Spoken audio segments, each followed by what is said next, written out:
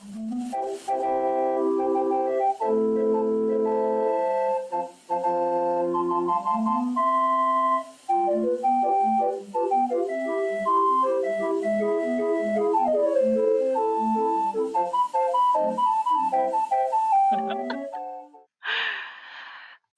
can do it. I think. We'll see.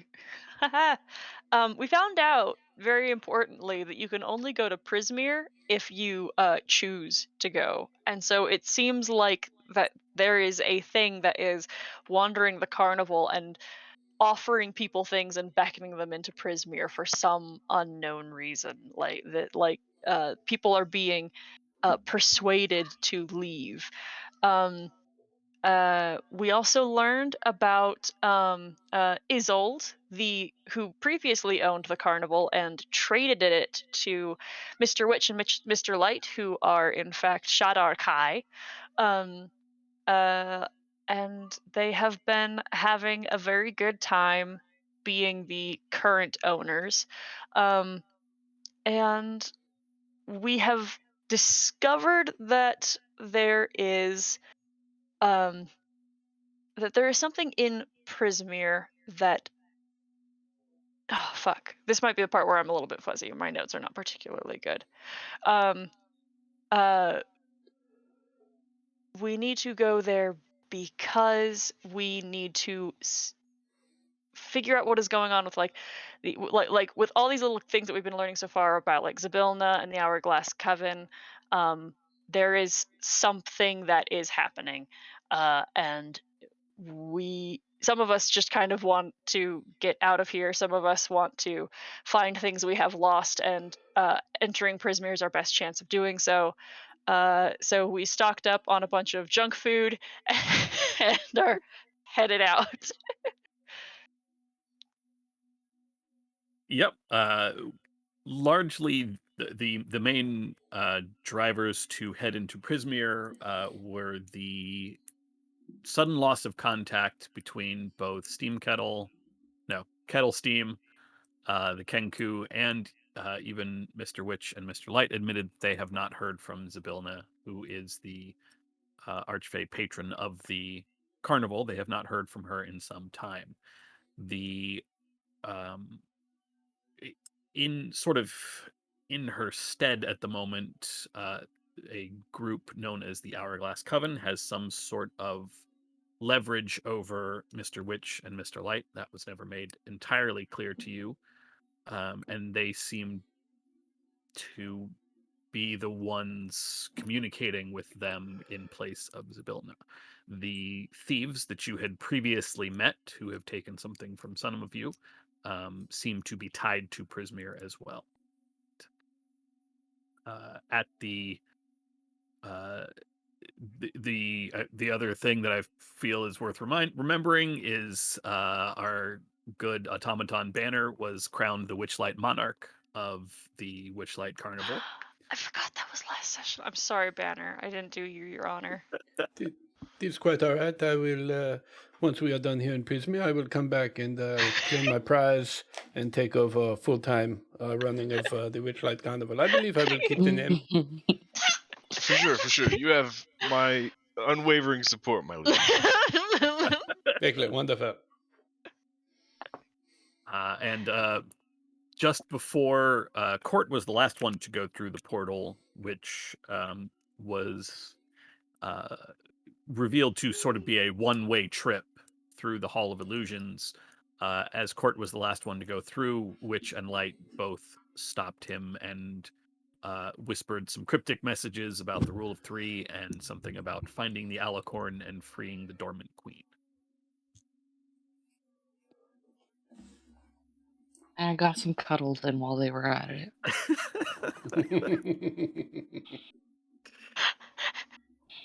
Your trip through the portal feels like both no time and an eternity. Reality sort of stretches out in front of you as, in the blink of an eye, you instead find yourself standing at the edge of a raised and broken causeway.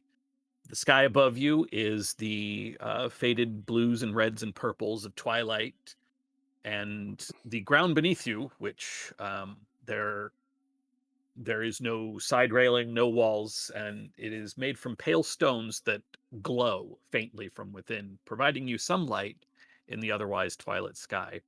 Uh, this causeway stands on top of some sort of it is a large pillar, and around you you can see the landscape spread out around you, some 100 feet below you. Large sections of this causeway have crumbled away, fallen apart with age and um, lack of upkeep. The the ground around you is a fog shrouded swamp spreading out in all directions, and up from its murk you can hear the sounds of buzzing insects and chirping birds, along with the smells of swamp, of rotting plants, of thick trees and moist, just wetness everywhere. Let me see if I drop you on the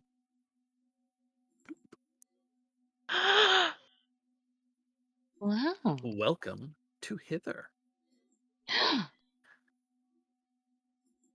Your view from Yes. here is very uninterrupted, and in the distance you can see a number of features spread out all around you, sort of at the edge of where your vision would be. Like, you'd normally have your couple miles of sighting distance. You normally have, a couple of miles of sighting distance or so. Here, everything is the edge of everything, rather, is sort of surrounded by a very thick fog. Um, you can you can see sort of peeking through the mist somewhat off in the distance a very tall structure looking somewhat like a fairy tale castle, but it's so far away and so hard to see that you're only getting tiny little glimpses of it. um the the sky here is surprisingly, for all the mist that seems to surround the edge of this land, the sky itself is fairly clear. While there are occasional clouds, many in sort of very very iconic and entertaining shapes. There's what's clearly a cloud in the shape of a rabbit. There's definitely one that is a boat. Over here, there's a tree or a mountain. For the most part, the sky is clear. And because of this clear sky, in the distance, Arlen, you are the first to spot it. A great balloon made out of some sort of patchwork material spins out of control. Mm. The large basket swinging just wildly and just driving this balloon all over the place until it plunges out of sight approximately a mile to the east and down. The causeway before you stretches out for probably 400 or 500 feet before it is a complete dead end, quite literally a dead end. Hey, did anyone else see that balloon go down? You think Mm. there was someone in there? Maybe. Yeah, that did not look good. Well, we should certainly see if we can find the wreckage to see if there's anyone that needs assistance. Or treasure, or any. Well, yeah, helping people for sure. What the fuck? There is one other thing: court. From the Mm. moment you step out onto this brick causeway, this ancient and crumbling highway, there is a sense in the back of your mind, just the slightest nagging feeling that there's something, you are tied to this place somehow. not the causeway, but this land that you have found yourself in. There is, it's almost like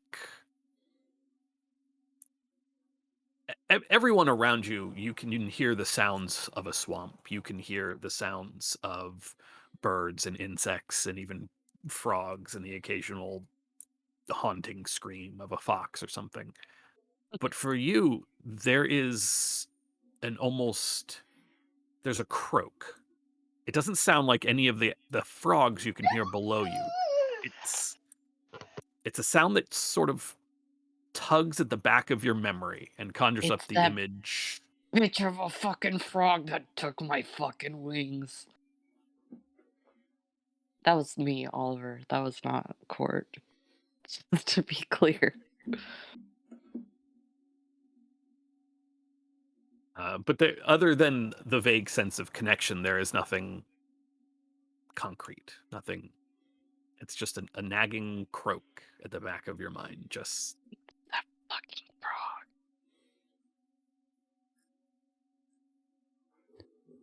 We'll fuck him up, Oliver. frog. We'll get him. We going? I believe so, but we need to first find a safe way down. How high up are we? approximately 100 feet. Whew. The last, it's sort of hard to gauge because peering over the side, you can see that you are very high up, but at some point the ground becomes shrouded in mist, and you're sort of judging by some of the mangrove trees that stick up out of the fog. Mm. But the ground is kind of so far below you and seen sort of in patchwork that you're approximating. We could probably just like catch on the branches of the tree and like, you know, use them to like cushion our fall, you know? I don't know if you've ever landed on a pile of sticks and leaves, but they're not a cushion. You understand that, right? Yeah, but it's like, you know, you slide off this one and it slows you down, then you hit this one and slide off and it slows you down, you know, just little by little, Okay, and just to then be voila. clear, I the don't trees are believe about so. 90 feet Yeah. below you. Yeah, for sure. Okay. I just wanted to make sure you didn't think this was like a Pandora situation. No, Like, yeah. okay. Wait, okay, hang on. Time out. Ted, did you make an Yes, Avatar I reference? did. 100%. As Ted, it's Craig is my witness, 2021. I still watch that movie. I am one of 5 and I am proud. Whoa! Holy moly. Tell me that wilderness is not beautiful to look at. Tell me that. Well, Ted, yeah, I've never it's seen this great. movie. I think I have to watch it with you now. No, you Yeah, don't. we should It's do that. 2021. Definitely should. Hey, Craig. Anyway. We could just wait for that that walking mountain to come a little closer. The what? Do you see that mountain? It looks like it has feet. Just much like Avernus, this map should not be taken completely literally. Mhm. But you do, in fact, way in the distance, sort of at the edge of your vision, see a hill that does appear to be moving. Feet You may must, be not exaggeration. What's the word I'm looking for? Generous. Embellishment. Embellishment. Thank you. you must eat a lot of carrots. I could not fucking see that, my What's guy. that supposed to mean? No, you're You right. have good Carrots are. eyesight. Yeah. It's just, you know, rabbits and yeah. Oh, but I didn't even think about that. We could just we could just jump and then like right before we impact, you just jump again and then you're good. I think I have some rope. Yeah, I guess we could do that too. I got some rope. I don't think it's quite that much rope, but I have some. Well, I also have a coil of rope. Perhaps if we tie them together. I believe I have about 50 feet worth of rope. That's pretty good. I don't have any rope. I have the catapult spell. That was again me, Oliver, not Court. That kicks ass. I do have 15 I do like feet where of your rope. head's at. Yeah. I have Did 50 feet of I rope. did I have any pixie dust? Oh shit! I have pixie dust. I was going to say, you and Court should both have a packet of pixie dust.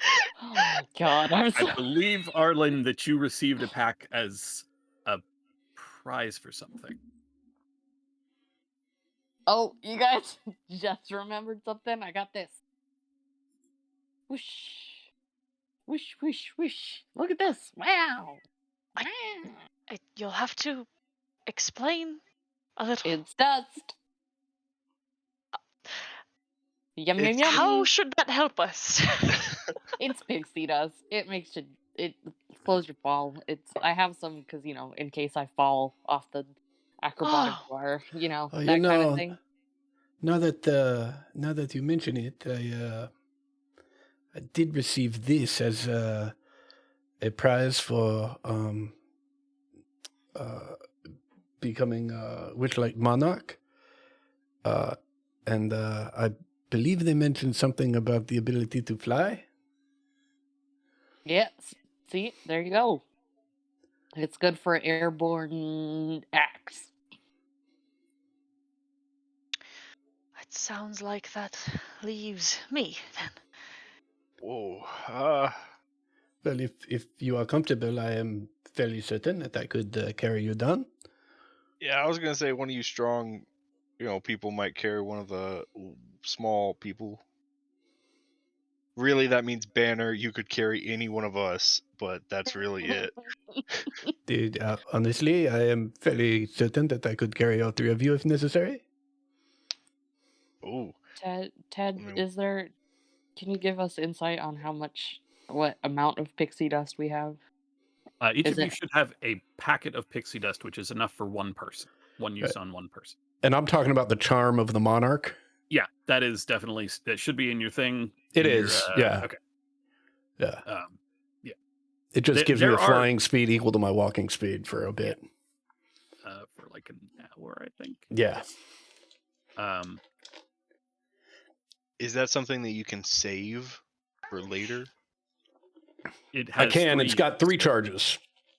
And once How about they do not recharge. So once they're gone, they're gone. yeah?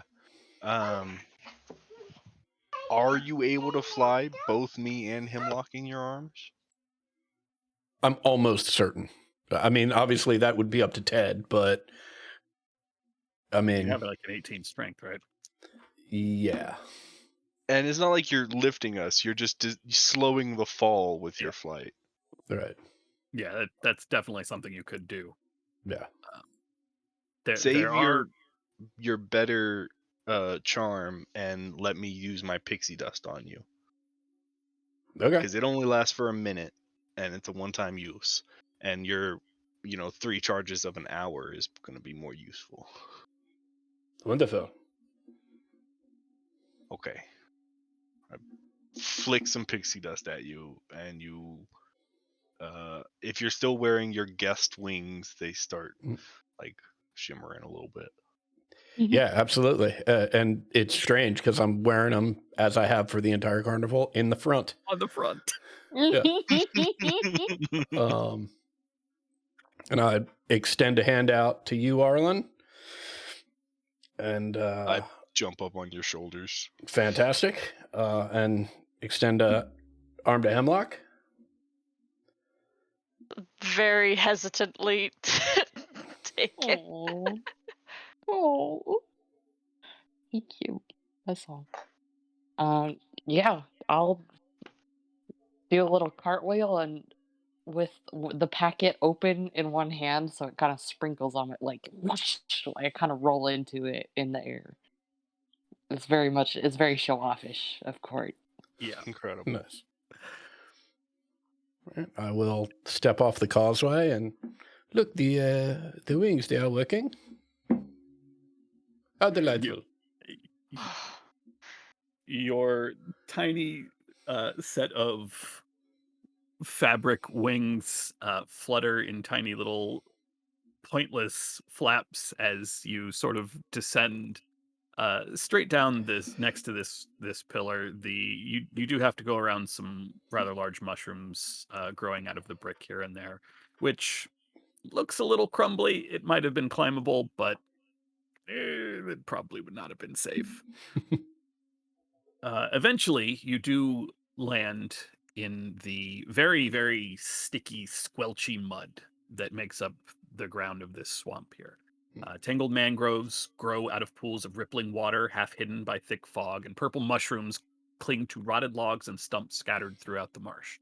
Crickets that glow like fireflies chirp serenely before they're snatched out of the air by the tongues of hungry frogs and occasional raccoons.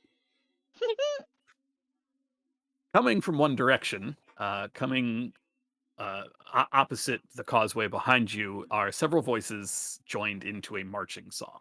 And the song grows louder as a group of, uh, I will not dignify the use of bipedal rabbits in the description here when you have a Harengan in your party. Six Harengans emerge from the fog, two of which are, well, one is on top of, and the other is sort of goading from behind a giant snail, and let's see if this works. And I'm gonna mute myself because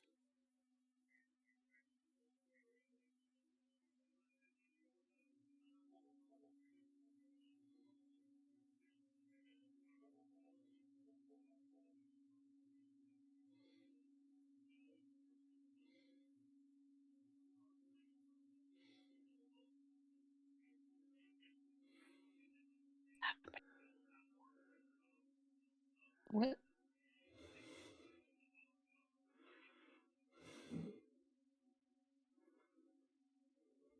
all right. I had some fun with Audacity today.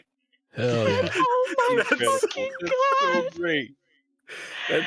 Oh my I was gosh! waiting for a chance to say that Arlen makes no move to get off of Banner after we land. But with this new thing coming in, Arlen is feet on shoulders, standing up, like peering around, very excited. This group of Harengan step out of the sort of denser edge of the um. Oh no. Okay, hold on, Oliver. I think he might be bullshitting you, so you'll play it again. I'm really That not. Oh hold on, hold on. I got this. I'll just put it in Discord. Come on, computer, stop freezing.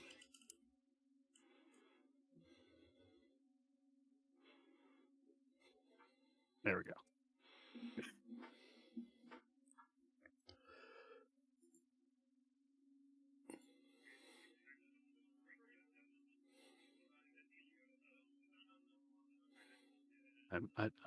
I'm sad. I guess your roll 20 on whatever device didn't. It's fine. It's fine. It's good. no! I started to do 6 channels, one for each voice, and was listening to it and realized that it would become completely unintelligible. So I stopped at 3. Um, as this group of Harengan step out of the tree line a little ways away from you, you can see that several of them, all of them except for the 2 that are goading this snail along, have clubs in one hand, um, and one of them, a larger uh, uh, Whiteford Harengan, looks up at and waves to you all and says, "Well, hello there. My name is Jebek. Welcome. You don't seem like you're from around here. Uh, just so we're all clear, this is a robbery, and if you do resist, we will beat you black and blue. But we're not after any of your money. We just are here for a memory. And so if you will kindly each form a line, I and she sort of looks at you, Banner, and blinks a few times. Maybe you in the back. We can get this done, and we'll be on our way. How does that sound? I didn't quite enjoy having memory taken from me the first time that happened. I don't think I'm. No, no, no, no, no, no, no, no, no. I don't think I'm going to let you do that, actually. Banner reaches into his pouch and pulls out a little tobacco and a tobacco leaf and starts rolling a cigarette.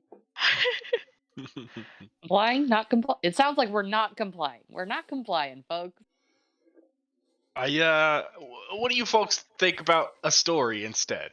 Just a nice, simple little story, and then we're square. A story. Squirt, shouldn't you be. Why are you away from your mother's apron strings? Shouldn't you. Why are you here? Well, no matter. If you do insist, then.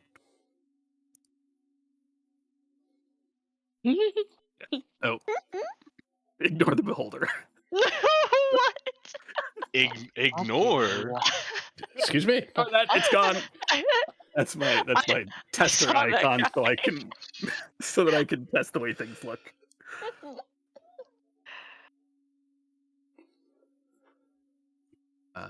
Where is my? Oh God, I don't do this. There it is. Yay! Huzzah! Get some character sheets open.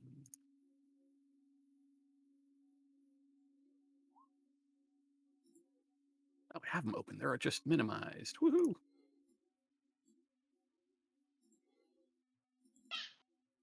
Now let's see if everything is whispering like it's supposed to.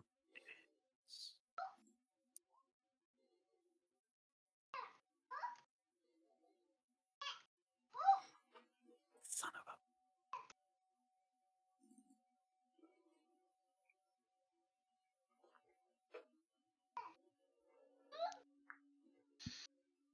I messed up. You're fine, dude. Take your time. Yeah, yeah. There we go. That didn't. Why didn't that sort correctly? Bloop. Bloop. Okay. There is no surprise. Obviously, you all have been having a conversation. When it becomes Mm-hmm. clear that they are not going to get what they want voluntarily, the three brigands who are not Jebic and not dealing with the snails pull out slings and are going to be launching. I use. Just leave that up.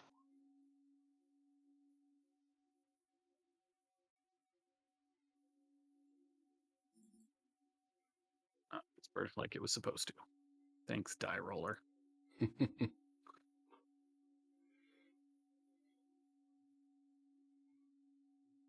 I don't think a 13 will hit you, Arlen. Oh, You'd be it might. surprised. Oh, it does. It does Oh. actually. One of the rabbits down, or the Hurengan down here, who had previously been singing, puts a stone into a sling and clocks you for 4 bludgeoning damage. Oh man. And one coming Hemlock's way. Ooh, that's a Hemlock. You get cracked square in the shoulder with a sling bullet for 6 bludgeoning damage. Oh, okay. Ow. That's 22. Yeah. You said 6, yeah? Correct. Okay. And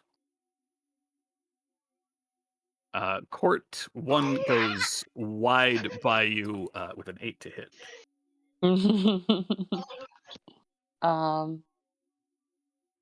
Yeah. So that'll No. definitely, Yeah. yeah, I'll definitely No. miss. Um, The two near the giant snail appear to be winding crossbows. And oh, okay, my NPCs got grouped. Okay.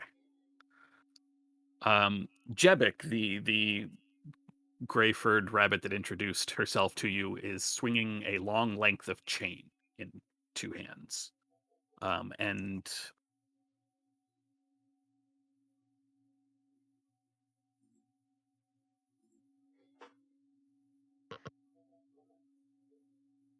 um,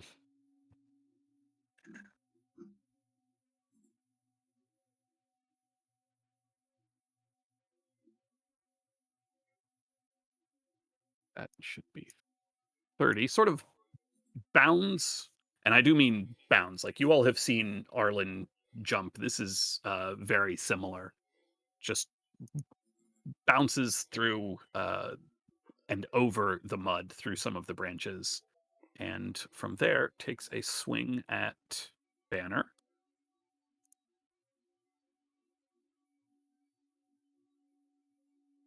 Okay, that will be a 21 to hit for 7 bludgeoning damage, Mm-hmm. and then she jumps back.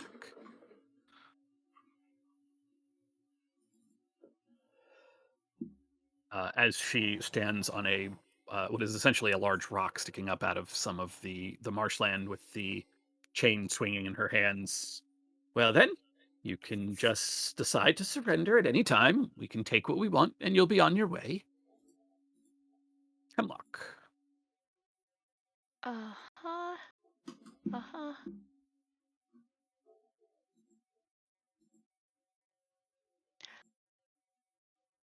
Yeah, okay. Sorry, I've never used this spell before. So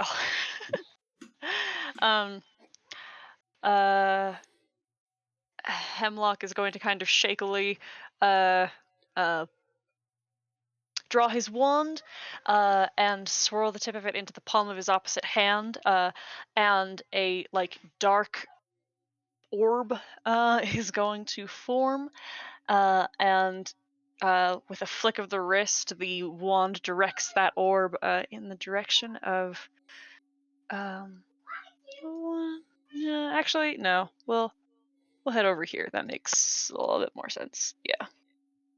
And we'll see how this goes. Holy shit! Okay, well. Ha!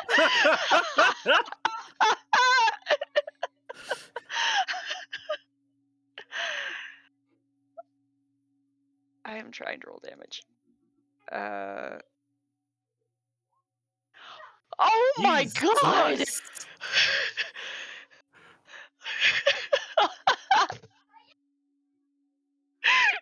Okay. Let's see. That first. That would appear to have done thunder damage. Oh my god. Okay. What's the rule for this? If If um any of the d8s are the D8s match. same, Okay. you have a 2, a 8 4, a hits. 6, and an 8. That is unfortunate. Okay. That's fine. That's fine. I did 29 points of damage. Yeah, the the chain in Jebek's hands is shattered into pieces. Jebek does that sort of movie thing where the thunder from this bolt strikes them just square in the chest, and they collapse to the ground on all fours, spitting up a just crazy amount of blood. I don't know what. It would have been a second level instead of a first level. Oh, But it's okay. Well, we'll just go with this. It's fine. We'll do this. okay.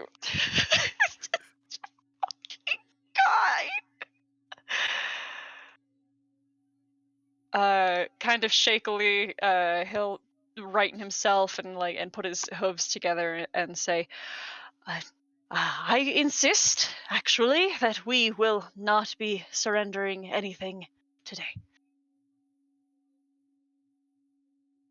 That's gonna be it for my turn. But it's your turn. Oh my god. you could have just said yeah to the story. I mean, I actually, spin a mean tale.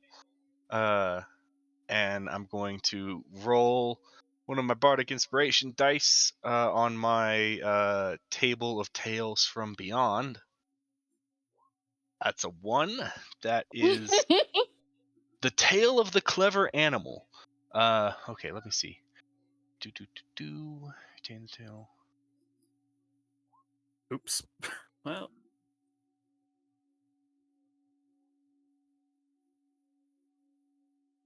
Uh, Arlen's gonna start telling a story, and it starts out as the rabbit and the hare, or the tortoise and the hare. And whenever it gets to the part where the tortoise is about to win, and it's because the hare was sitting around, the hare just jumps the entire distance and still wins the race. uh, um and then I'll use my action to let me see. Whenever the target makes an intelligence, wisdom, or charisma check, roll an extra die. I'm going to actually just save that for now. As my action, I'm going to cast a spell that I am very excited about called Nathair's Mischief. 20-foot cube. Let's see. You do a polite little mischief, and I exploded a man's brain.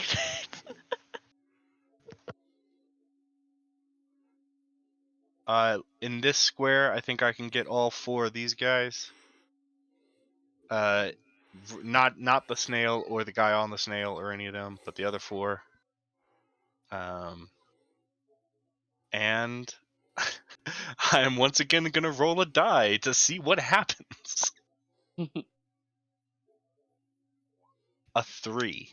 On a 3, each creature in the cube must succeed on a wisdom saving throw or begin giggling until the start of your next turn.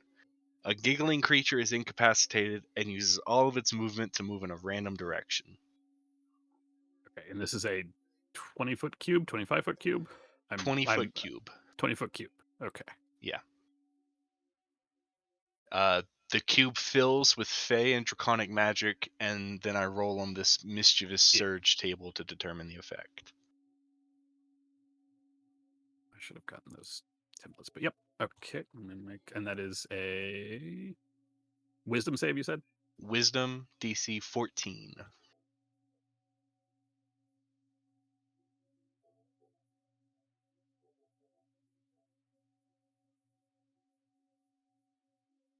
A couple of things.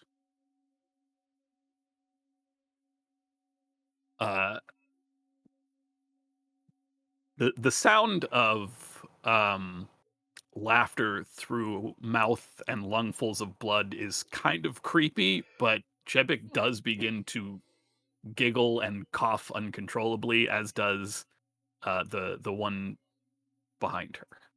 Mm-hmm. All right. And that will be it for my turn. And how long does that last? I'm not familiar with this spell. Each creature in the cube giggling until the start of my next turn. Okay. Banner, you are up. All right. Banner will start sort of trotting towards Jebek, and when they're about 5 feet away, we'll take that cigarette they've been rolling and pinch it between their thumb and middle finger on their left hand and flick it into Jebek's face. And then with the right hand, we'll take a swing. Just for everyone's, you have plenty of movement for this. When you step off the sort of raised platform into the greenish muck, it does, the ground squelching Difficult beneath your terrain? feet is difficult terrain, but you have plenty Gotcha. of movement to get there. Gotcha. Pretty sure that incapacitated. Oh no, incapacitated does not give you advantage or anything.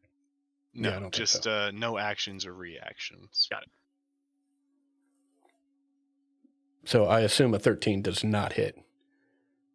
Correct. So that is it for our man Banner. Okay. Court. Hey,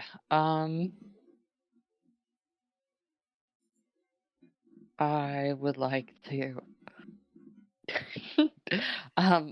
Yep, that's me. Court will like clap his hands together and then do a huge gesture above his head, a big flourish of his arms, and then just kind of meekly draw his crossbow and and aim it at this bitch. Okay. You're a rogue, right? Yeah. Okay. Yeah. Oh, okay. And he takes a second, he does a deep breath before he shoots. You do have advantage, but that will already hit. Wahoo! Try for that 20. Yeah, I would say you can roll again, see if you crit.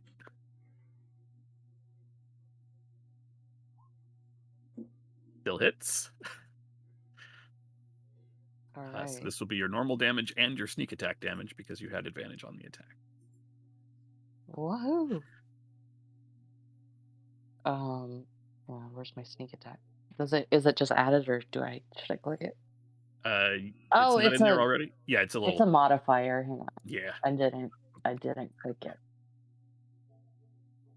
Anyway.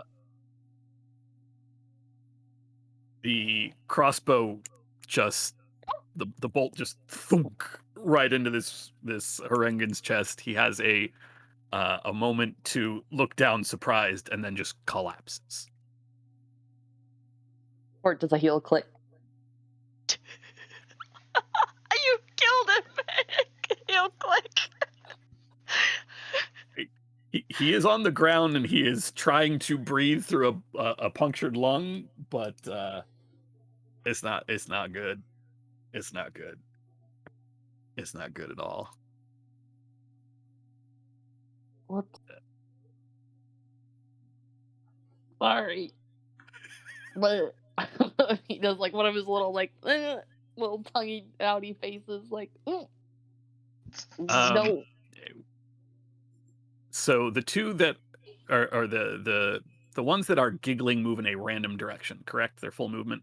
Yeah, full movement in a random direction, and they can't use an action. Yeah, because they're incapacitated. So this guy just giggling and whatever, he just runs off into the forest. He's a good distance off the map at this point.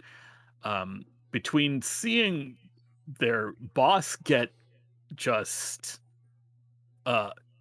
annihilated in a single spell, and then one of their friends just dropped, and the magic going away, it is very apparent that these brigands are broken. That they drop their stuff. The one on top of the snail jumps down, tries to grab Jebek, can't get a grip because of the giggling, and just runs off. Oh my god. And so unless anyone is going to take pains to stop them, they will continue to run off. They will move their full movement off. Jebek would attempt to do the same thing, but Jebek has a problem. Jebek's got a couple problems. Jebek has a number of problems, and giggling uncontrollably, she stands up and clearly tries to run away and just thunks right into your chest, Banner. And then Wonderful. just sort of looks up at you, like, with an oh shit expression on her face. Yes, I believe this is not one of your better days, and I'm going to try and grapple Jebek. You don't even need to roll. She is incapacitated. Fantastic. So I'm gonna drop us out of initiative unless anybody is interested in Mhm. chasing these brigands down. No.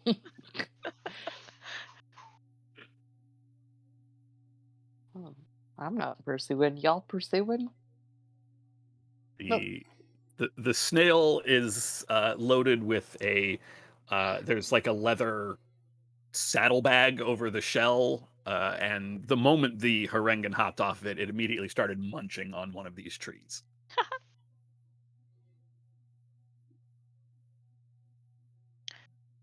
Uh, Arlen, you were quite good with these creatures before. If there's not to be any use of it since it has been abandoned, we have some ways we have to travel. Well, I mean, I don't think we can all ride on this one snail fella. But yeah, I can, try to see if it'll calm. It seems pretty calm. It is it has pulled an entire mangrove out of the ground and is slowly doing that thing that snails do, where they just sort of typewriter eat the top of this tree. You said your name was Jepik, is that right? Uh-huh. Yes.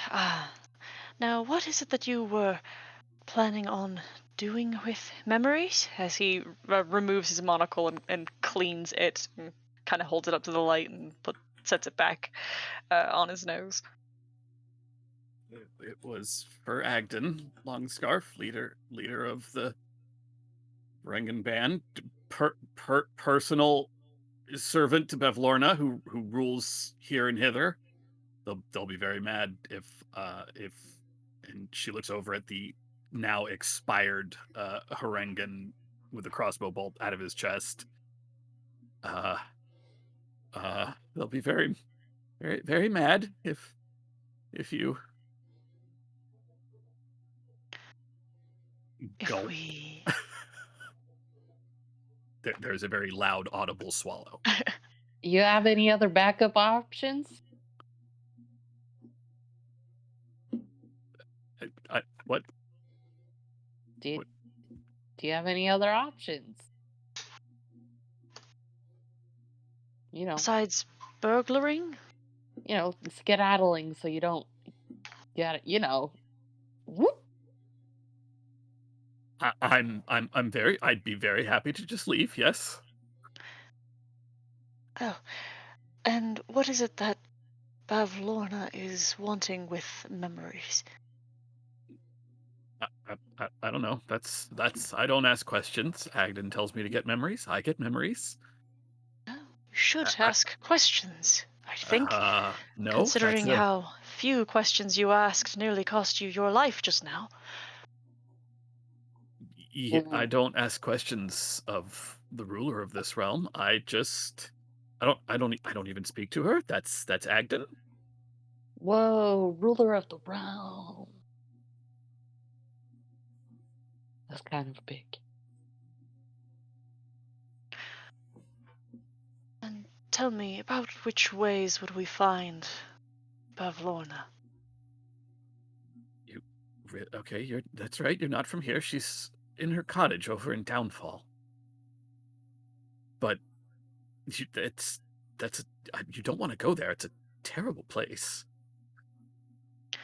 A place like Downfall sounds like it might be.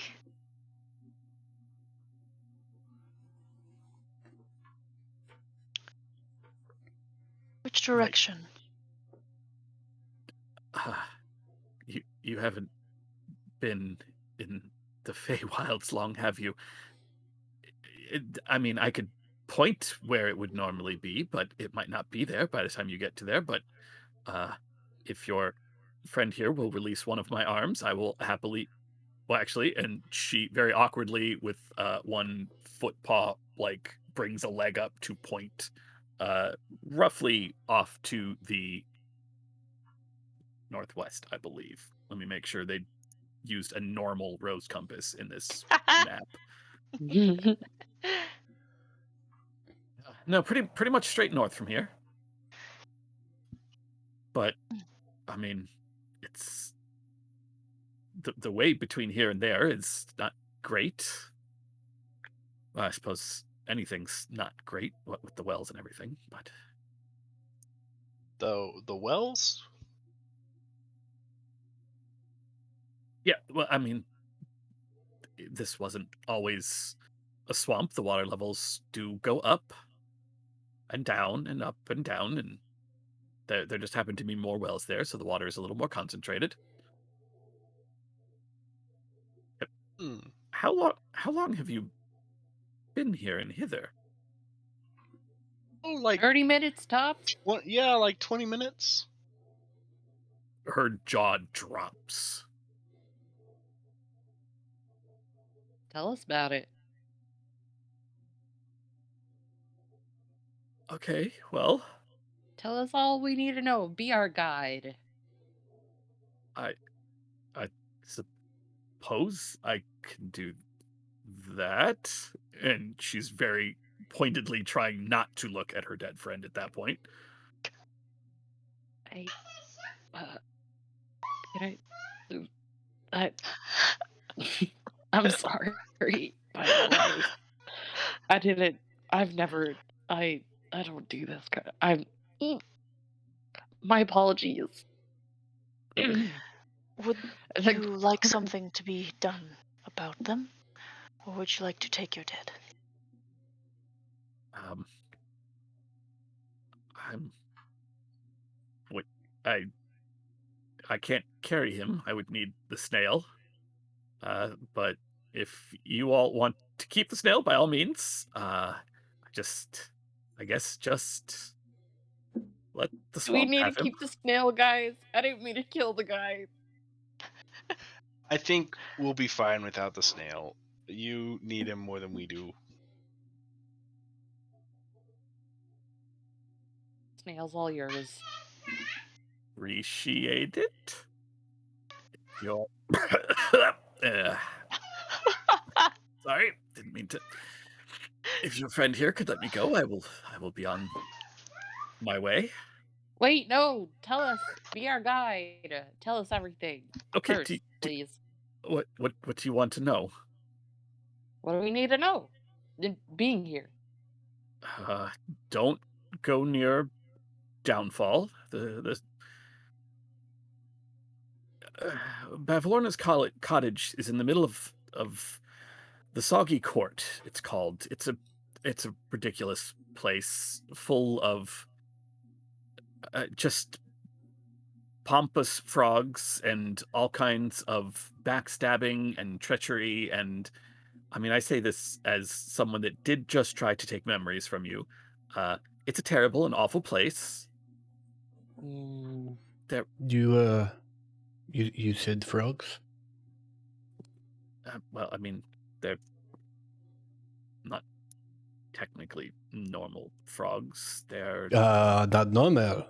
Perhaps smarter than a normal frog. Perhaps smart enough, I don't know, to play chess. they're okay. I call them frogs. It's probably a little rude. They're bullywugs. They have a court set up there. They're not like normal frogs. And she I see runs you're them. a racist. I understand.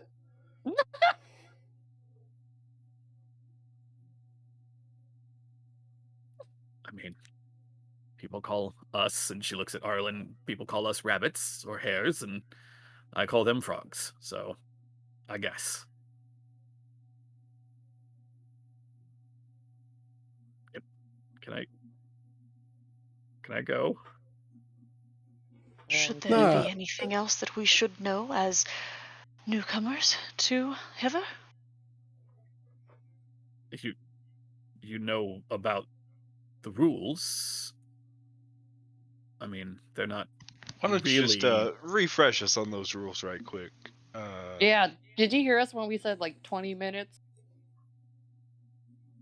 You you came to Prismere and aren't familiar with the. Okay, well, you know what? Fair. That's I'm not here to judge. Uh, Thank you.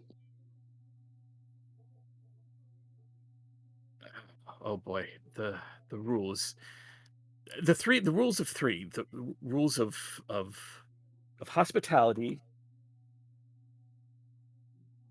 Where my dog just suddenly bolted upright. Uh, Whoa, ghosts. Now, granted, not all of them are quite as thoroughly enforced right now. Um, Ever since the coven took over, but the rule of hospitality, the rule of ownership, and the rule of reciprocity. I can speak. Um, I, th- Basically, if somebody welcomes you into their home, you can't betray them or harm them. And conversely, if uh, if somebody has invited you into their home, then you shouldn't harm them or hurt them or steal from them. Um, the rule of reciprocity is fairly simple. If someone gives you a gift, you should return something of equal value. And of course, the rule of ownership is don't don't steal. Like I said, not all of the rules are quite as stringently enforced as they have been in the past. There used to be a nicer place, Hmm. Hmm. but um, I think that's probably all. And of course, don't be careful when making deals with any sort of fae. Hmm. It's well enough, I think. Banner? Yeah, Banner just sort of squats down so he can look eye to eye and says, Well, you have made bad choices today. And I give you this cigar, and I pull out one of my pre-rolled cigarettes in hopes that you will use it to remember to make better decisions in the future. And I stand up and release my hold on Jebek. As she stands up and sort of dusts herself off, which doesn't work really well because this is a marsh, and so it's mostly just smearing mud. And looks at her friend's body and looks back at you and says, "I don't, I don't mean to sound ungrateful, but uh, Oh, no, it is the could least I could do. I you?" am sorry. I should have. And I'll start walking over to pick the body up. It's fairly light. He's not in any sort of heavy armor Hmm. or anything like that. Just some leathers, and you Hmm. uh, strap him through some of the saddle ties, Hmm. and Jevik gingerly climbs up between where the shell and the snail meet, and sort of sits down, thinks a minute, stands up, goes rummaging through the packs, and pulls out something that is it is a length of metal. It's about a foot and a half long, and tosses it to you. Rule of reciprocity. You've helped me and given me my life. Hit the button on the end there, and it will become a full-sized pole, and it will collapse. Never know when you need to poke something or along those lines. She pulls out another one and uh, hits the button. It extends out. It is a collapsing pole, which she uses to sort of knock the last bit of mangrove tree out of this snail's uh, grip, and then sort of push its head and send it. Hey, what is it? What is the hurry? You could not let it finish its lunch? I need It is. medical attention. Oh, So yeah, yes. No, that is my bad again. I am sorry. Yes, you will have to eat trees later, my friend. I I really am sorry, by the way. I mean, we Mm, chose this life for better or for worse. Well, I hope you can skedaddle if you need to. One last thing, Jebek. You said the Hourglass Coven has taken over. Is Yes. Bavlorna a member of that coven? Yes. And what is that coven? What do you mean? What are they? I I've never met Bavlorna. I assume they're some sort of powerful fey creature. You have to be to rule a domain such as this. I know each, supposedly at least each of them rules a different part here in Prismere, but I've never made it out of this land, so I couldn't tell you. Arlen, or not Arlen, that's not going to get confusing at all. Agden is the one who does all the dealings with Bavlorna. If you have further questions, I suppose you could always speak to him. Uh, you you'll find him sort of northeast of here, in a place called Brigand's Tollway. Hard to miss. Remains of a giant tree.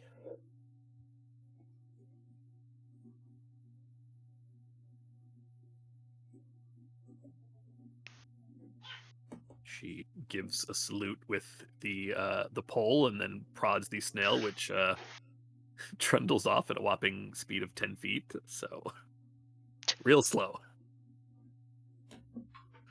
Mhm.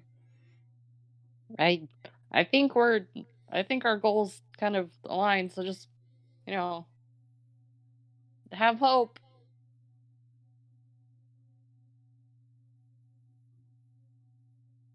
This pole is pretty cool. Look, it goes Yeah, in it and out is. and in and out. It does. I know, it's amazing, right? Yeah. Then if you I'd be like to hold watching on you to that it, all well, day, bud. you want to play with it, Court? No, I like watching you do it. Uh, now Banner starts walking around in a circle, acting like a band leader. Just sort of Court's just boom. cheering and like You should see the cartwheeling bowl around in the collapsing, mud. and it should be in your. Excellent. Let me move that into the treasures tab. I like the model they hired for this pool. A baddie.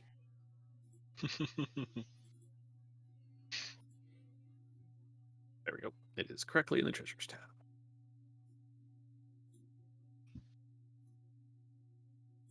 Oh, it was already in the treasures tab. I'm dumb. Well, should we go look for the balloon? Yes, yes, yes. There we go. Sorry, I had to pop it up again because I had it in there twice.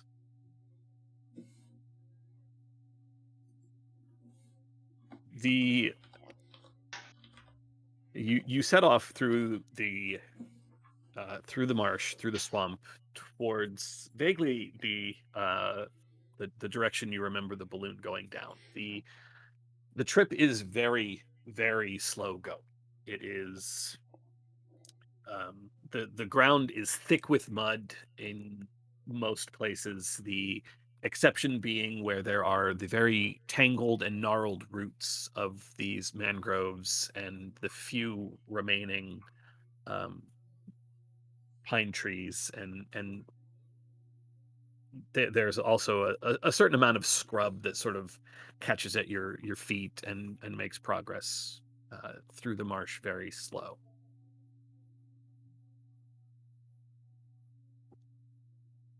Uh, a, Probably a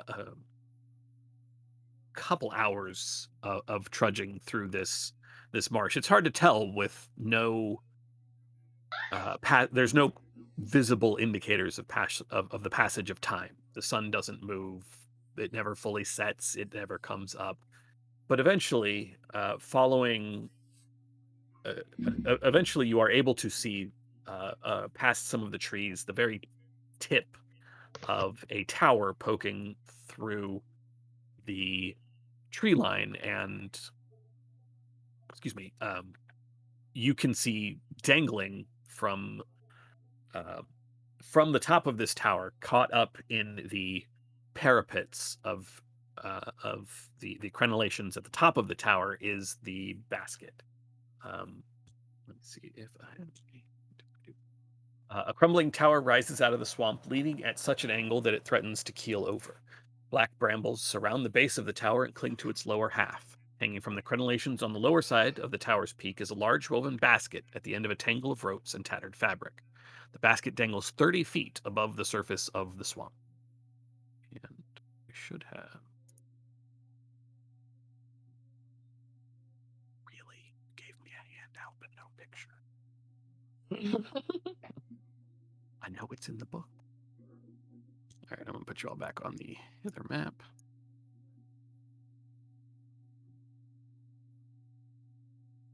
If I go to GM layer, I can send this to the map layer. You can see Slanty Tower. Nice. The spit of land that this tower that remains surrounding the base of this very leaning tower, this very slanty tower, um, it rises up sort of out of an even deeper part of the thick mud. And as two things happen as you sort of approach, as you are getting within actual range of the tower instead of just sort of seeing it through the tree line. The water level around you begins to rise. Where previously your steps were bogged down in mud, and there'd be kind of the sucking of the mud catching your feet, making travel slow. Now as you step, the water doesn't leave your footprints, and then the water spills over your footprints until you are walking through water that is steadily on the rise. Arlen and Court, eventually the water is up to your shoulders and Uh-oh. threatening to go above your heads. Uh-oh. After a What while, if... you are in fact forced to swim, uh, without any other sort of assistance, as the water eventually tops off at about 5 feet. Um, Hemlock and Banner, even for you, the travel through this water is painstakingly slow. Hold on, everyone. Perhaps I can try. I don't know if I've never done this in this order before. And I'm going to start casting Mold Earth to try to summon more dense soil beneath us rather than like exclusively water. See if that helps at all. You are able to create essentially a small island in the water. You pull in some of the soil that is normally um, in either some of the tree embankments or things like that, and you are able to create an area on which to stand. Um, you can do this repeatedly to travel, but it does slow you even further as you are required to stop and cast and stop and cast. Yeah, I think with to save our two small friends from drowning. We can swim. and to minimize the amount of mud that Arlen and I are going to be cleaning out of our fur for a while.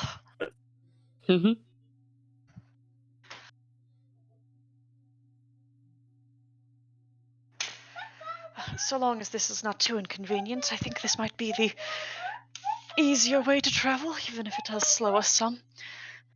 Thank you. Yes, quite ingenious. Mm-hmm. You got a sharp brain. Thank you. And so, with a few more hours of traveling this way, you do make it to sort of the edge of the thick brambles surrounding this tower. And about 5 or 10 feet away, you are very surprised to hear a voice in sort of a hushed whisper calling out to you. Uh, I say there, I say. Uh, I wonder if I could enlist your help here. I seem to find myself trapped in this basket. Hello, is someone down there? I thought I heard something. Hello. No, Oh, we we thought your we thought the balloon crashed. oh yes. Forgive my rudeness. I would stand up, but I'm afraid I can't, as you will see momentarily. I'm afraid uh, my good and loyal pilot, the Honorable Wigglewog, he did not survive the crash that finds us here. Well, me here. I've been trapped up here for some time. If you could assist me, I absolutely must. I must escape my confines. I must tell the Queen of what has gone on here. I must. She has to know what's transpired. Ooh, Forgive my what's rudeness. transpired? My name is Sir Talavar. I am one of the Summer Queen's loyal servant. Please, if you could. What has transpired? Oh dear, What? you're Bit not out from of the here. loop. Sorry. Why, nothing less than the entire fall of Prismere.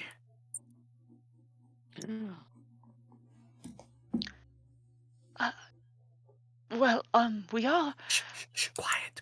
You have to Oh, whisper. I'll cast message to him. I think that requires you to.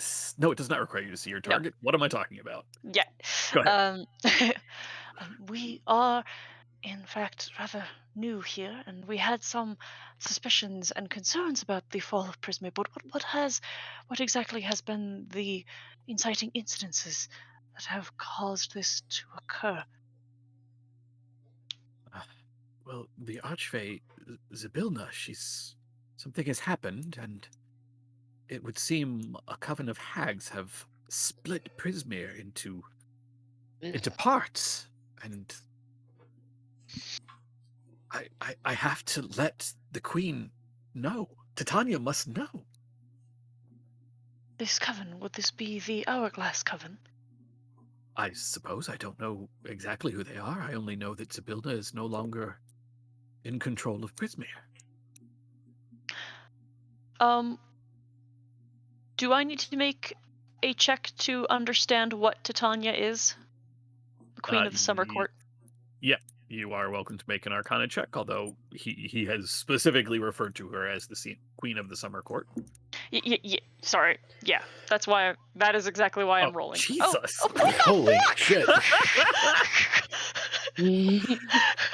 With a nat 2024, you are familiar with uh, the mortal reckoning and understanding of the nature of Fae. You know that there are two courts, the Seelie and the Unseelie, are the main. Well, I should say the main two courts are the Seelie and the Unseelie, and Mm, while they are not direct enemies, they are somewhat not antithetical, but opposing. exactly they Yeah. are opposing each other, and um, the Summer Court is what would at least by sort of human prime material reckoning be understood as the air quotes good side, even though it is obviously far more complex than that.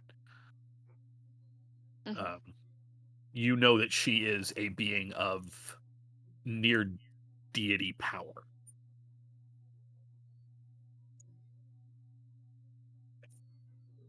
Okay, so he has said that the Summer Queen is unaware um, that Zybilna has been overthrown. Zybilna has been overthrown by a coven. The coven has split the has split Prismere. Mhm. So my next question would then be, uh, split Prismere. Is that why this Was this place always known as the Soggy Court, or is that new? Soggy Court. No, this that that's just that place in Downfall. They've always Oh, been here in Prismeer. Zabilna finds them funny. mm, the Um, Was it split Bullywugs. into like hither and tither? Is that the split? hither, thither, and yon, I believe, are what the hags are calling their realms. So it Um, is the I three. might I make a suggestion? Mhm. Perhaps we should focus on getting uh, Sir Talavar out of his current predicament and to a place where we can speak without having to whisper. Yes, yes. I merely wanted to ensure that we could actually trust him. Which I still don't know, but I feel he is more trustworthy than perhaps the brigands who attempted to take our memories. Yes, and I mean, we did see the balloon descend rapidly, if not the actual crash. It certainly appears that he is stuck in the basket. So, at the very least, we help him down and then ascertain whether or not he's an individual that we feel we can trust. Hard to make that judgment when they are so high in the sky and we cannot look them in the eye. Agreed. Yes, do be careful. I was Hmm? escaping from Bavlorna w- when this balloon was forced down, and in that time, she has sent some of her servants uh, to retrieve me. That is why we must whisper. There are a pair of very large snakes at the base of the tower. They've fallen asleep, I think, but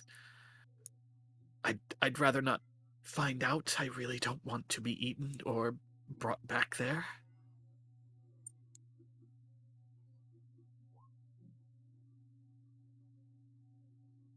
Okay, well, give us one moment and I'll turn to the rest of the crew. I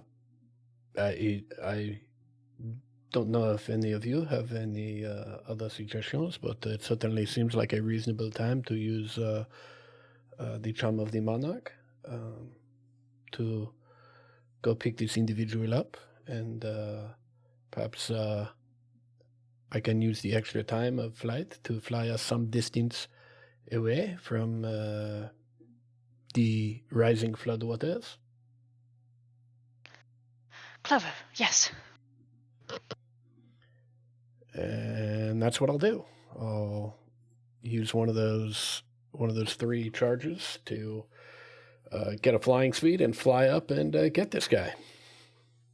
The rest of you see very briefly a shimmering golden crown appear around Banner's head, and there are three very It large. it looks like a hat band Yeah, because of it the way my does. head shaped. There are three very large emeralds on spines in the middle of this, not spines but like tines in the middle of this crown, and one of the emeralds slowly fades away as a pair of large monarch butterfly wings sprout from Banner's back. um, Banner, go ahead and make a stealth check with advantage while you are doing this. Mm-hmm. um,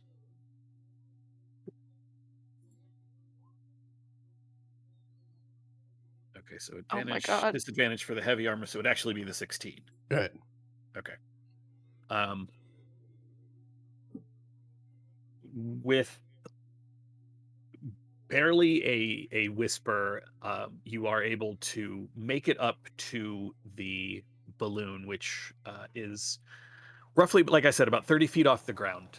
Looking down into the basket, you can see two things. The first Mm-hmm. is a um, a very still and broken bullywug, a frog person in Mm-hmm. somewhat somewhat filthy and waterlogged finery.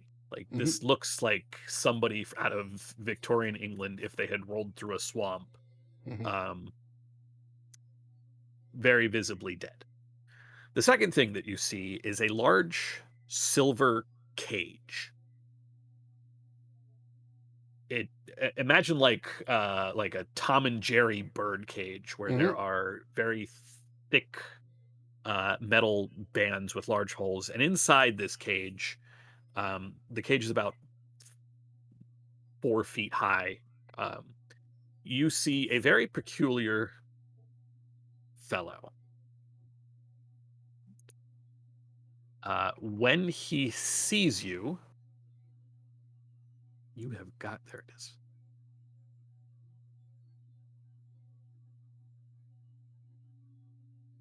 Sir Talavar is a fairy dragon, Mhm. a purple fairy dragon with, as you see, a very fine mustache and a small sword on his side.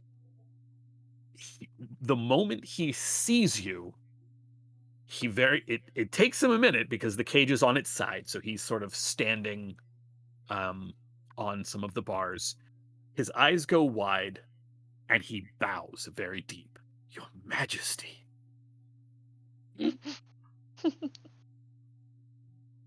Hmm. Yes, apparently, I had no idea that word of my appointment to Witchlight Monarch had traveled so far, but yes, I am, in fact, the Witchlight Monarch, and it is a great pleasure to use some of the spoils of that position to help rescue someone who has such reverence for that position.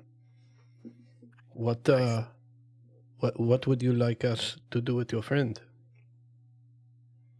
Uh, if you could, I believe the bullywugs, their burial rituals simply involve returning to the swamps that give them life, so if he could be returned to an area that will have water at low tide, that would be Cer- appreciated.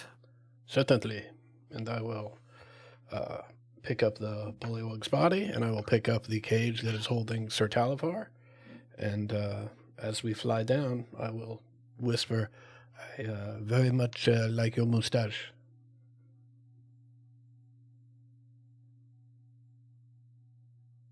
You honor me, Your Majesty. I am. Well, I am embarrassed that one such as yourself must rescue a lowly knight such as myself, but I think you will find that I am not the only creature here with reverence. The title of Witchlight Monarch carries a certain weight here in Prismeer. The Zybilna's tie to the carnival is not unknown here. Yeah, Uh, um, it is wonderful to know that there are others who think as you do. It will be a great benefit to try and restore the Zybilna's rightful position. so as well, I can tell you that the hags of the coven they were able to use some sort of item, some artifact of great power it must have been to trap Zybilna. I I can't be sure, but I think she's trapped in time. Much of her palace is frozen, but there's no ice. I must tell the queen. You must get me out of this cage. And by now that you have brought Mhm. the cage back down and poor Sir Wigglewog's body, the rest of you now are able to also see Sir Talavar, this fairy dragon, this purple fairy dragon with his little stinger tail and a tiny sword and mustache. He does bow when he sees all of you. I thank you all so much for my rescue. I, I the queen is not explicitly fond of Zybilna, but she does try to keep track of her subjects. Of course, of course. Understood. And your companion, I'm sorry for your loss. Thank you. I had only known him a short time, but I had managed to convince him to that all of the Soggy Court would be better off with Zybilna back in power instead of. Well, I suppose most of the Soggy Court doesn't particularly care, but I mean, who wants to be ruled by that creature? How shall he be interred? As I explained to His Majesty, the Bullywugs. His Majesty. Yes, His Majesty, the Witchlight Monarch. Oh, As I explained, any area that will have water in low tide will be sufficient. Well, if you'll indulge me, I might be able to provide some service in that department. That would be greatly appreciated.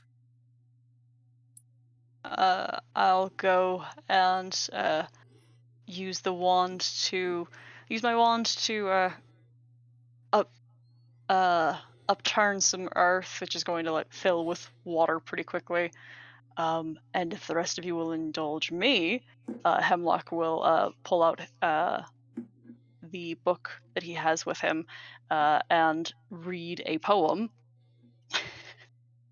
which I have. please. Oh my god. Are you kidding Immediately. me? Amazing. Yes. Still, still with thee, when purple morning breaketh, when the bird waketh and the shadows flee. Fairer than morning, lovelier than the daylight, dawns the sweet consciousness I am with thee.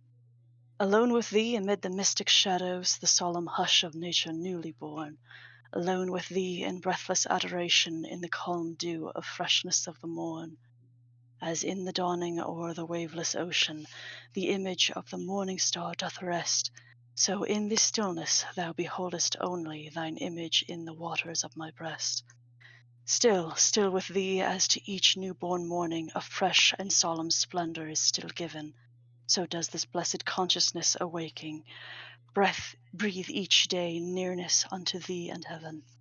When sinks the soul, subdued to toil, to slumber, its closing eyes look up to thee in prayer.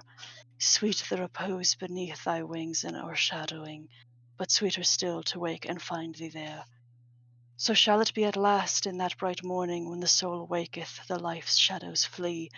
Oh, in that hour, fairer than daylight dawning, shall rise the glorious thought I am with thee.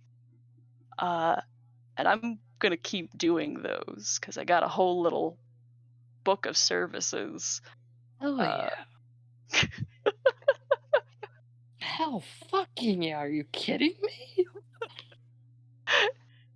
I'm not gonna do Banner it every time, but What? Boo. I'll do them. I'll do them frequently. I got a whole little book. Banner switches his leather face for one that has a couple tears. This is beautiful. Yes. Indeed. Well done. Now, Thank you. Hell yeah. I don't mean to be rude or seem pressurious, but I don't suppose one of you could get this open. What is it? Sir Talabar is currently trapped inside a large bird cage. Oh, yeah. Oh, goodness me. Sorry. Yes. I will have a go at it. You go to look around for a lock.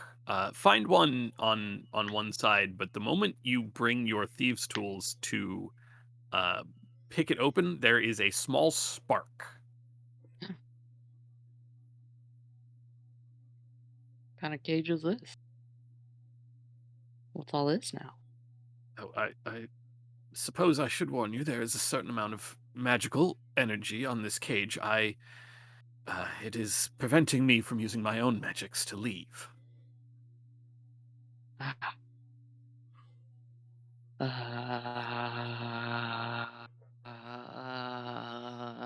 Court slowly looks over at y'all.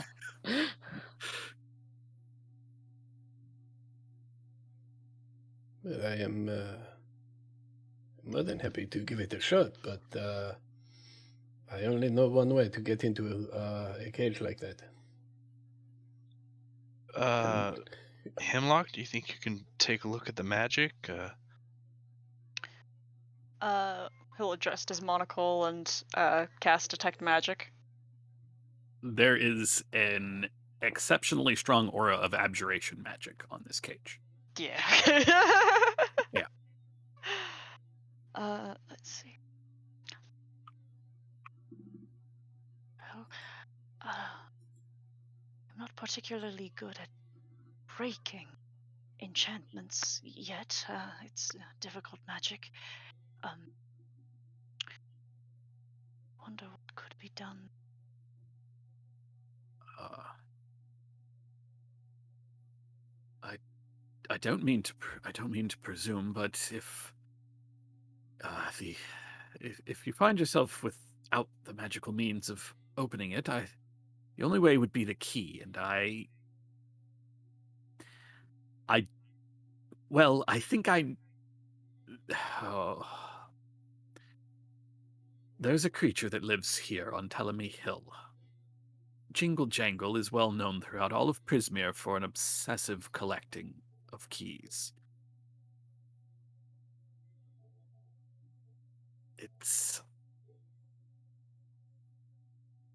I don't think Sounds it's like far out of the way. I apologize. sounds like a plan to me. Yes, yes. Yes, absolutely. Jingle jangle. Indeed.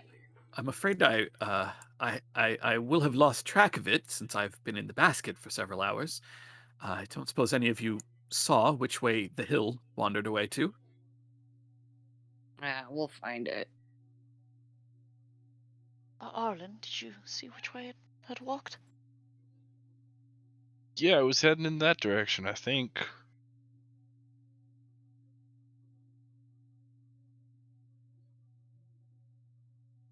Right.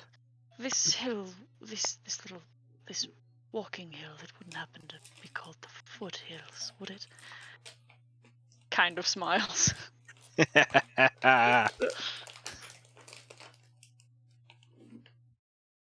It should be, but I'm afraid no. Oh, It is boo. called Teleby Hill. It does It's called Boot Hill. it does wander the length of Prismia. It even occasionally finds its way into the material world.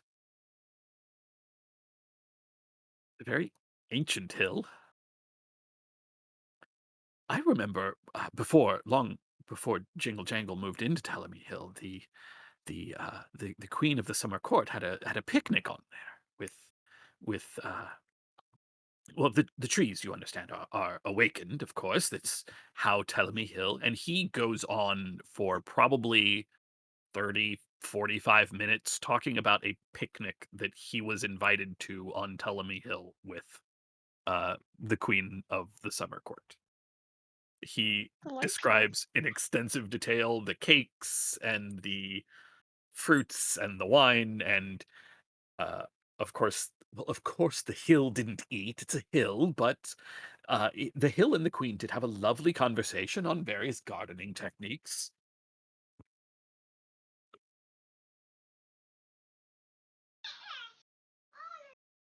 Uh, this seems like a good place to take our break. Come back at 10 past. All right. Alright. Good times, everybody.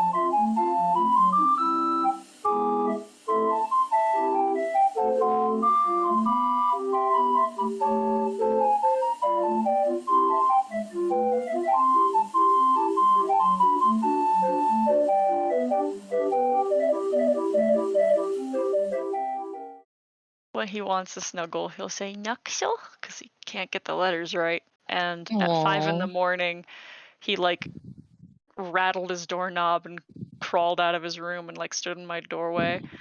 And I came over to the side of the bed and started. He can't quite climb up on his own, not exactly. And he started trying to climb up. He's Nuxle, Nuxle. And I was like, Aw. yeah, okay. And then he was so excited to be in bed, in the big boy bed, that he got too giggly and couldn't fall asleep. And I was like, all right, back to bed. This was fucking cute and a great treasured memory, but I can't sleep.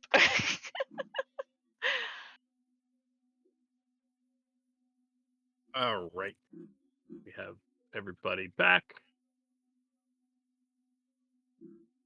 Skirting around the large dark brambles that surround the base of Slanty Tower, you head off to what you approximate as east, and the last sighting of the wandering sentient Telemy Hill.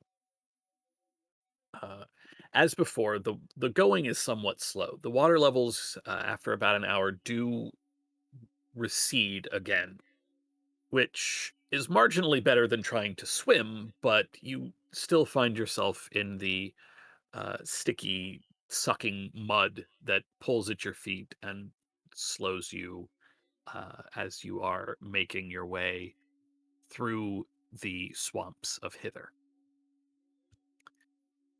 You travel. It takes about an hour for the water levels to go down, and after another hour or so of walking through um, the slow moving mud,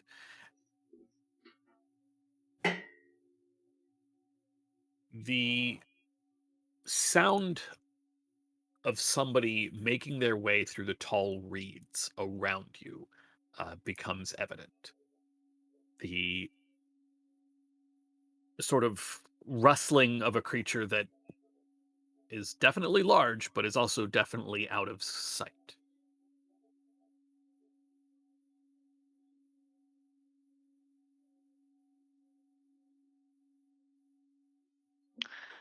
I'm gonna cast detect magic. Other than the ambient magic of the realm all around you, which I guess you probably would have noticed a little earlier, but now's a good a time as any. The sort of ambient, how to put like magical signature, I guess, in the same way that every wizard casts a spell, or every arcanist, I should say, not just wizard, um, has their own sort of flair on a single spell. Like somebody else is not casting the same chaos bolt that you are, or the same anything. The sort of magical signature of this place is present on court when you glance by. Excuse me. With your arcane sight on. Um, Other than the ambient area, or the ambient magic, and a very visible enchantment on Banner and on the cage, you don't see anything you're not expecting to see.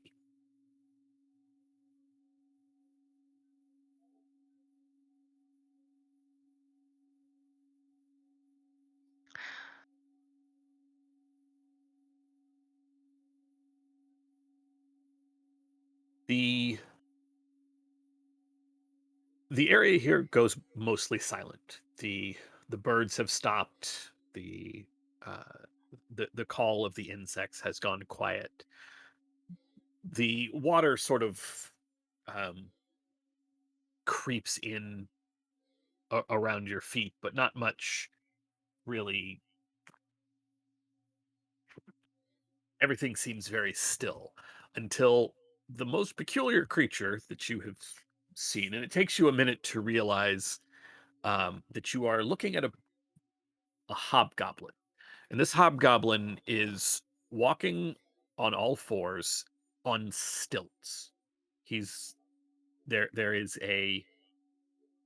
a basket, not entirely dissimilar to the one that is on in which Sir Talabar finds himself trapped, is strapped to his back with an assortment of colored eggs. Oh my god.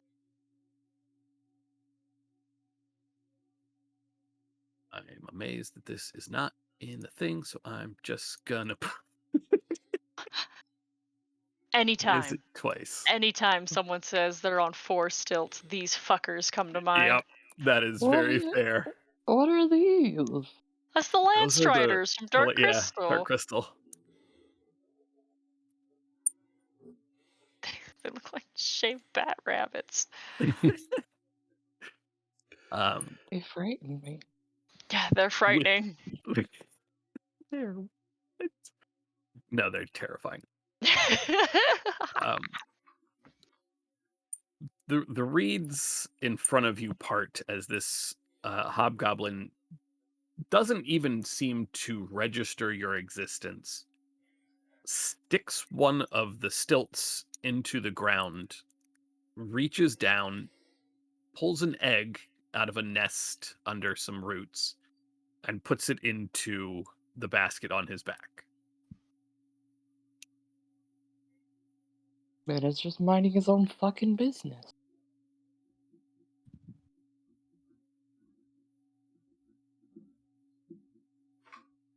As you stand there, he wanders off a few more feet, does the same thing, pulls out this time a blue speckled egg, wanders another 5-ish feet to reach, this time planting the two arm stilts into the ground so that he can reach up a tree to pull an egg out of a nest, and then disappears into the reeds. Yeah, that man is minding his own fucking business. I like Some of these random encounter examples are very bizarre, but I'm I, S- Sir Talavar, what, pray tell, do you happen to know what it was that those eggs belonged to?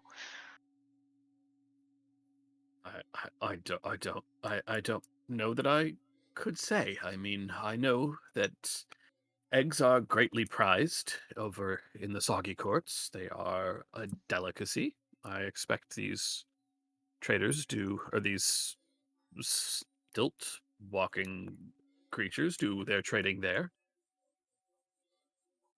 Hmm.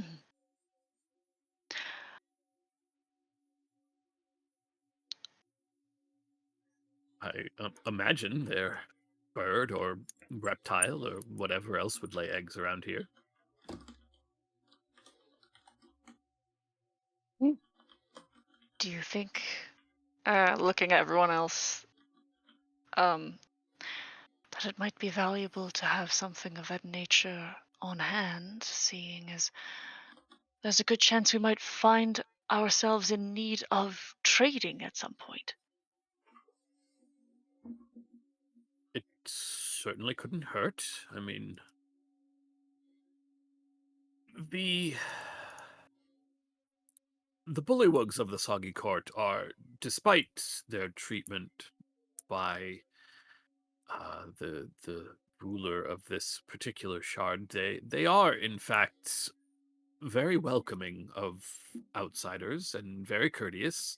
They have certainly their, how to put it nicely, their own thing going on. There is a significant amount of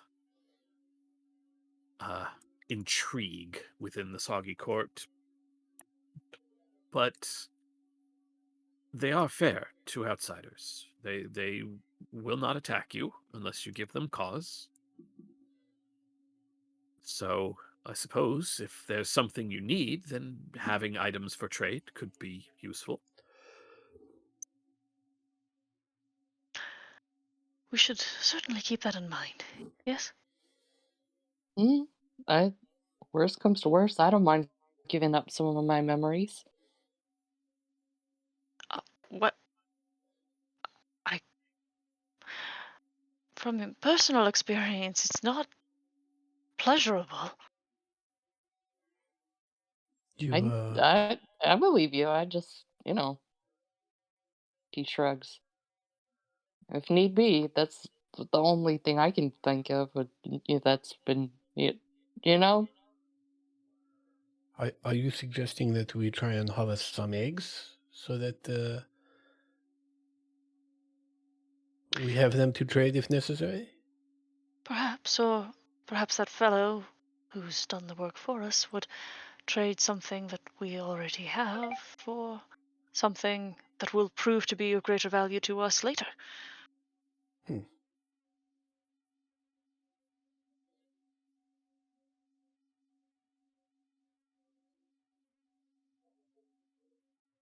It seems reasonable. And Banner will turn around and see if he can see the stilt walker. You know vaguely the direction he went. He was not moving exceptionally fast since he was stopping repeatedly um, to retrieve eggs out of nests. Banner's going to start walking in that direction. Hello? You there? I'll send a message as well. There is no reply to the message, but it's only a few moments, Banner, before you see uh, past past the next set of reads that they had gone through. They have turned around with a very puzzled look on their face. One hand sort of rubbing their temple, trying to figure out where this voice in their head has come from, and also just trying to figure out who's calling them.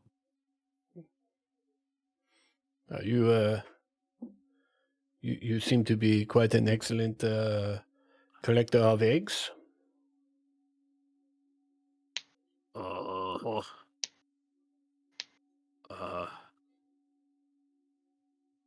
Uh, uh, I've been doing it a little while. I, you need something? Well, I don't know that we need anything, but we were interested in the eggs. We understand they are of some interest and some value, and we're curious if you would be interested in trading some of them. That's what they're for. What, what, what do you have? And he makes his way through the marsh on the stilts until he can find sort of a raised part Mhm. of ground out of the muck, and it takes him a couple minutes to extricate himself from the stilts, but he settles down and sets the basket on the ground next to him. Uh, well, I do not know what you may be interested in. Can I interest you in a cigarette? What are the eggs for? Why do you? Well, I mean, I eat them, and Oh. the folks over in the soggy court they like to eat them, so Oh. trade for them there. Oh. What kind of eggs are they? Well, bird, crane, Hmm. lizard. Uh, I don't remember if we got crocodiles or alligator, but big lizards.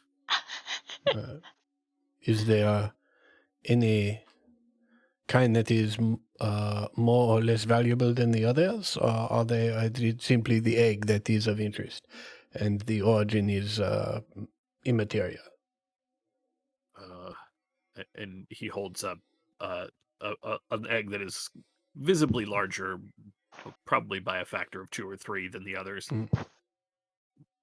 Bigger ones are worth more. Yes, I have seen that. I believe I have seen that referred to as an owl's casquette. He gives you a perplexed look and then just repeats, big ones are worth more. Hmm. Well, and I look to the party. Do we have anything that we think might be a fair trade? Perhaps one of the balloon constructs that Thaco prepared?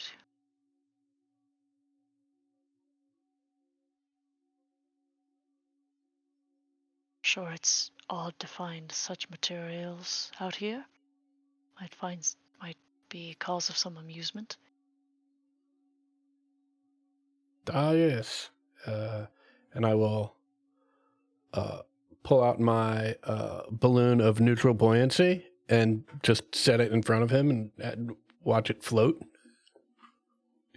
Sort of tilts his head, reaches out, takes the string, and just pushes it up a few inches and lets go. Oh, does how m- can it carry weight and do that? That is a very interesting question. Shall we try it? Uh,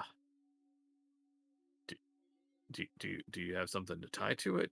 I mean, I got the cage, but I don't want to risk the eggs. So I'll produce some thread. okay, that doesn't seem very heavy, but or Well, is that let's you know what? Let us try this. I will tie the other end of the thread to the cage that Sir Tolliver's locked in. Your Majesty, is this strictly necessary? I would really prefer not to fall into the muck. Oh, well, I will not allow that to happen. I am here. I will, if you descend too rapidly, I will do my best to catch you. But I do not believe there is much risk. He nods in acquiescence, and you tie the cage to this to this robot balloon that Thaco has made for you, and you let go very briefly, ready to catch the cage should it start to fall. But sure enough, it does not. It just hovers there, and everybody involved, the Hobgoblin and Talavar, their eyes kind of. Talavar breathes a very audible sigh of relief at not Yes. falling. The Hobgoblin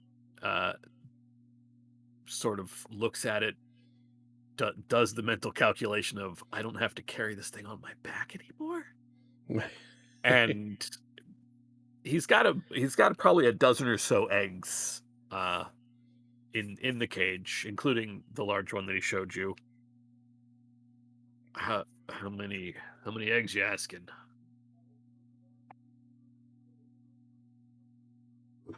That is an excellent question. There are 1, 2, 3, 4, 5 of us. I would. The 5 eggs, does that seem reasonable? Five normal, not my big one. I believe you can keep the owl's casket, and I'll look to the crew to see if anybody has anything they'd like to add or objections they'd like to state. Perhaps. And he'll retrieve his own balloon and say, "We just take the lot."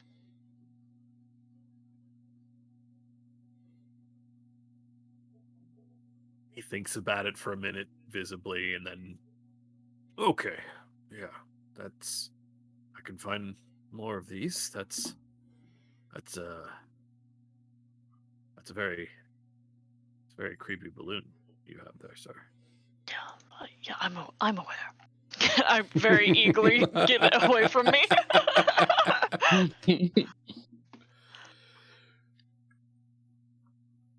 Okay, well, do you have something to put them in? I mean, they're eggs, so do you just want me to put them in that cage instead of my cage?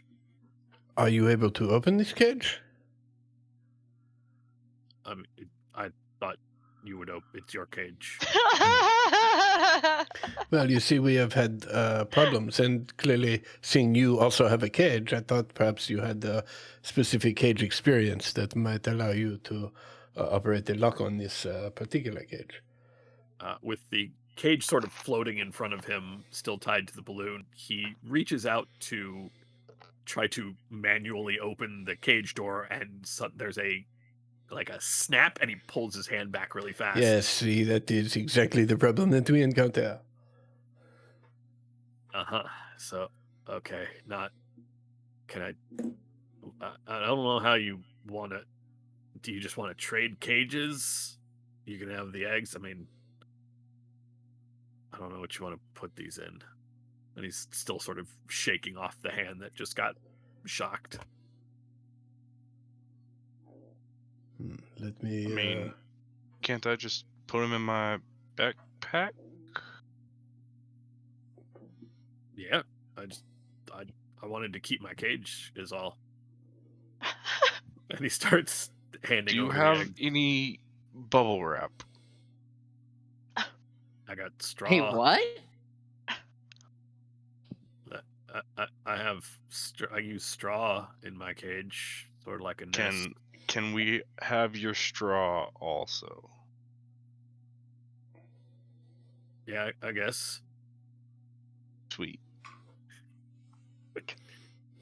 He ceases handing eggs for a moment to hand over a large, like, glob of somewhat musty, wet, and kind of mudded together straw that is clearly this was at some point a bird nest and he just took the whole nest.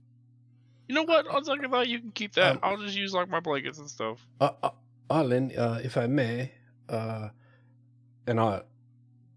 Banner will pull out a bedroll from his crate and hand it over. I really do not use this very much. There's really more spare for Harold. But it seems we have gone through the trouble to get the eggs. It would be a shame if they were to break, particularly in your pack. Yeah.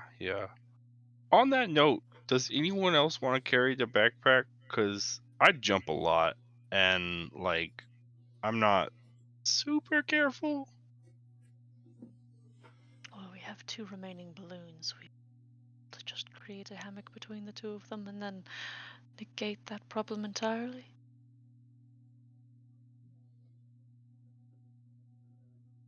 Yeah, I mean, that sounds pretty cool.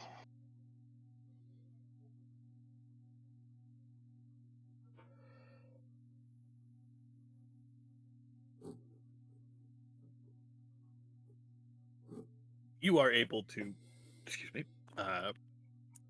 create some sort of method of carrying these eggs, tying them to the remaining balloons, and with a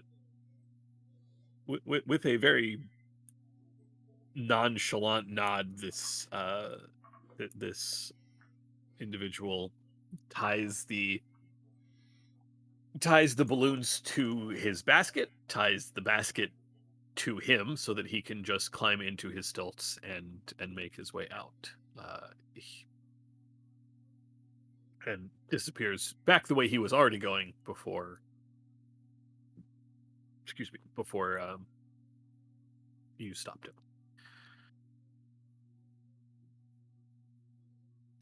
So that was it 5 regular eggs and 1 big egg? 11 and 1. Oh, Because you okay. guys got all of his eggs. He had about Yeah. a dozen.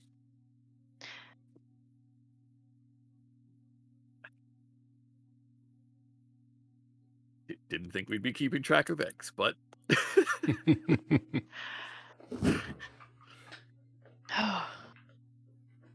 It's a lot of eggs, y'all. Dude, I'm just that's psyched I got to now. work Goal omelet. Yeah, I'm just psyched I got to work a Teddy Perkins reference into our session this evening.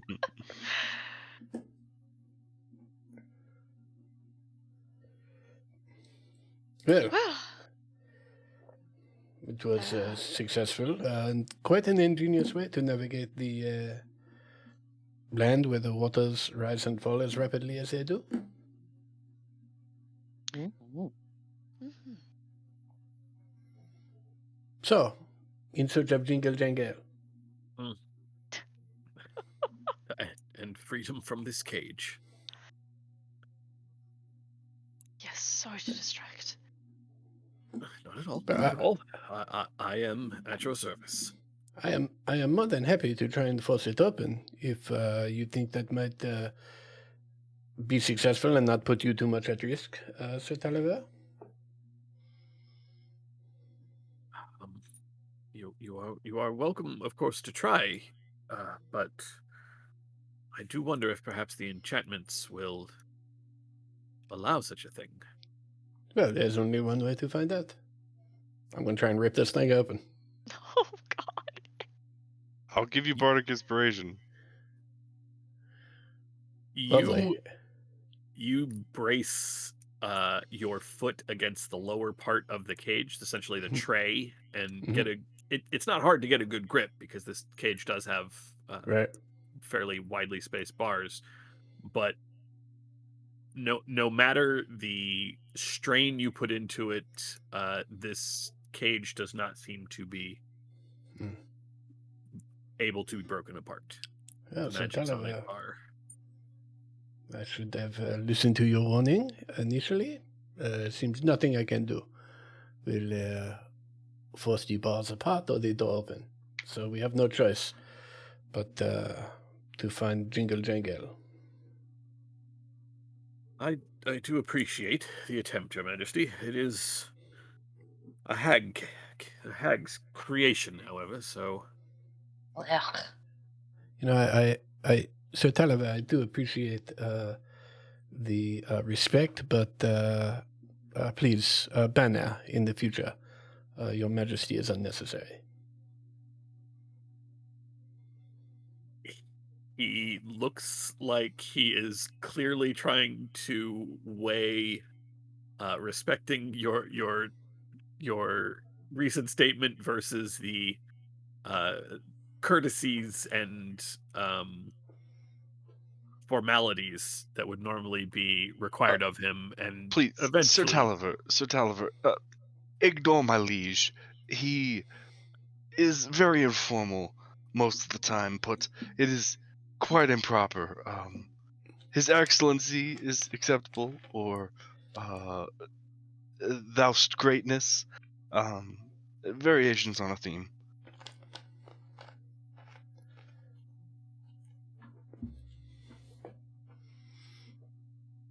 Okay, Um, doesn't work, Your Banner Majesty, but okay, I can do that, Your Eminence. Banner takes the leather disc that is his face off and wipes that area with the sleeve of his jacket and then puts the leather face back on and sort of lets out a sigh and is like, very well. His Please, Majesty is very humble. if it is not too much trouble as we search down the traveling hill and in hopes of finding Jingle Jangle, I would be very happy if you would explain a bit about the mustache maintenance routine that you clearly have developed over some extensive period of time to get such a luxurious facial hair growing.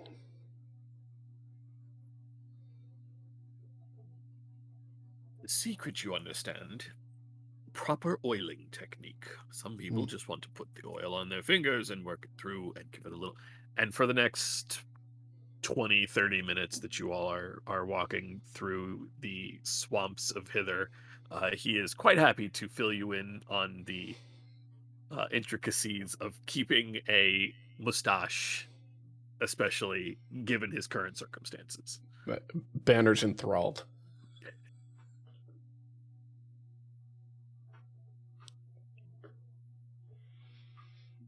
At some point, you simply lose track of how long you have been walking. There is no passage of sun, there is no stars, no change of anything. Just an endless walk, very slow, endless walk through the swamps. In the twilight skies, the bird songs never change, the insects never seem to sleep either. And so you're the only thing that sort of gives you any idea of the passage of time is your own fatigue. You find yourselves not far from probably the clearest stream of water that you have seen, um, winding its way around the base of a well. This well is about 10 feet across, and it's about a 10-foot diameter well, and this stream flows maybe 15 or 20 feet beyond this well. It's about 5 feet high, made of very beautiful stones, not unlike those that made up the brick walkway that you found yourselves on when you first arrived here in Hither. It would be beautiful stonework with nice carved sigils in what is probably the Sylvan language, except for the unceasingly loud roar of water as there is a geyser emanating from this well. Just probably a 30-foot high stream of water bursting out of the well. And Make at a the wish.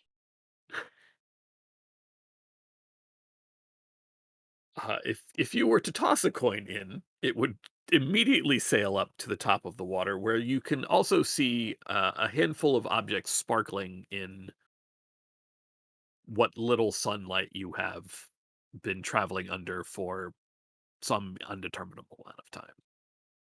Do they look like keys? Hard to say. Most of them are caught up in the spray of the water, but um, I would like the to use my mage hand to try to snatch at them. The 30 feet in the air, yeah? correct. Alright, sick. That's in range.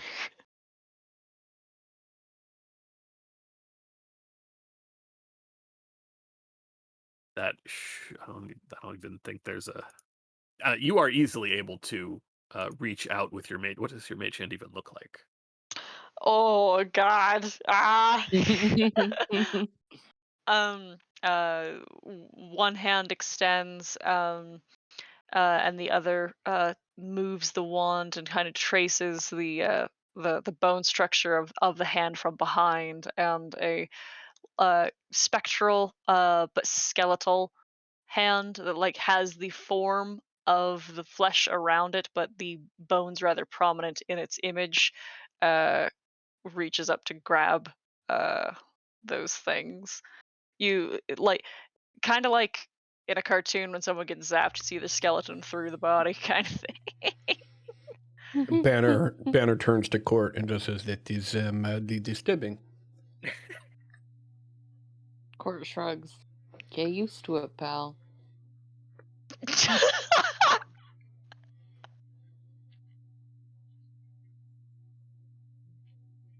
You are your hand reaches through this gushing dark kind of filthy water, the same water that seems to rise up around you when the tide comes up and then drop down.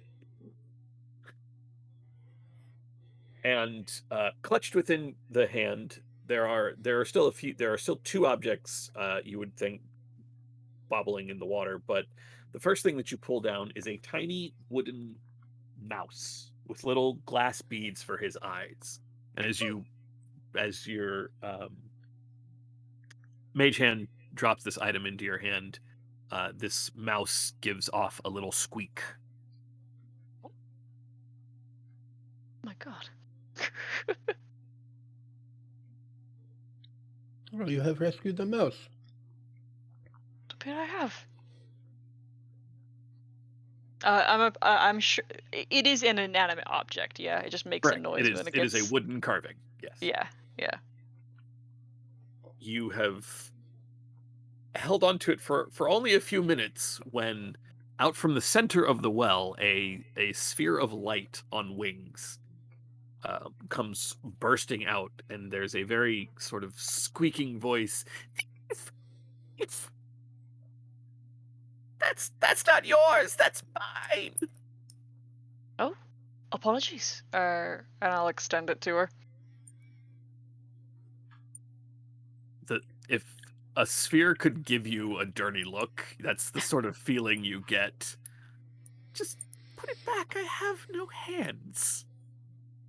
Fair enough. Was merely admiring your curiosities. And I'll use the mage hand to return it. And do you need, uh, I mean, do you, do you know where we can find some keys? Not here. I don't think any of us died. Did any of us die with keys? And two more of these spheres of light pop out of the well.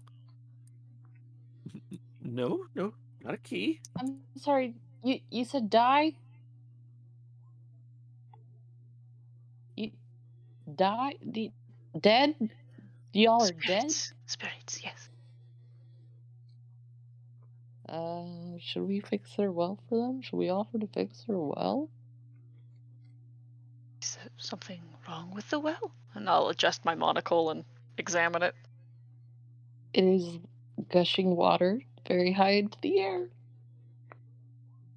Is that incorrect? Was it not said earlier that the wells are the source of the water in the swamps? Oh, but you usually put a bucket, like a well. I suppose. Well, Back perhaps, bef- perhaps we should ask them. Are you comfortable with the way the well is currently functioning? I mean, not really. It was just a normal well till Bavlorna came. She's You see? And hey, maybe if we do them a good turn, they have to do us a good turn, and they can point us in the right direction. Maybe. I don't know if they have that knowledge, but worth a shot. Yeah, I mean, helping ghosts is right up my alley. Um, though I have no idea how to fix it well. What'd she do to the well? oh, we don't really know. It just ever since she's ruled this place, the wells, they used to just be normal wells, meeting places. We'd trade gossip and, well, trade things. And that's when she came. Suddenly they'd spray water or pull water. That's how I died. The first day the wells pulled the water back in, I was here having a lovely conversation with my two sisters. It was awful. We all died. Oh. Oh, how dreadful. Has it been, pardon if this is indecent, but has it been proper rest since you've passed, or is this not where you wish to be?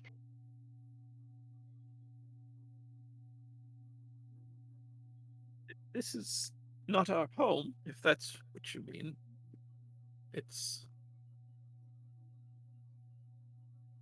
I suppose if our things were returned, we might be able to rest, not have to haunt these wells. Things. A little mouse? Mhm. Return to. I, we used to live not far from this well, but I, I think our home is all gone. You you might you might speak to Sue. She would know. Sue? Sue, the druid Harabex, if that is easier. The druid Harabex? Harabex. Oh,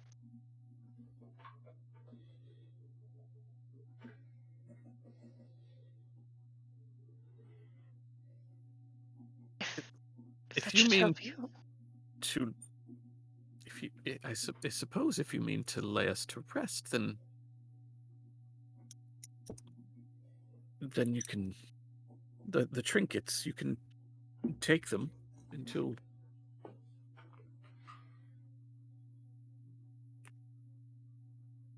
we can't go far from this well ourselves. But if the trinkets are laid to rest, then I suppose that will be enough.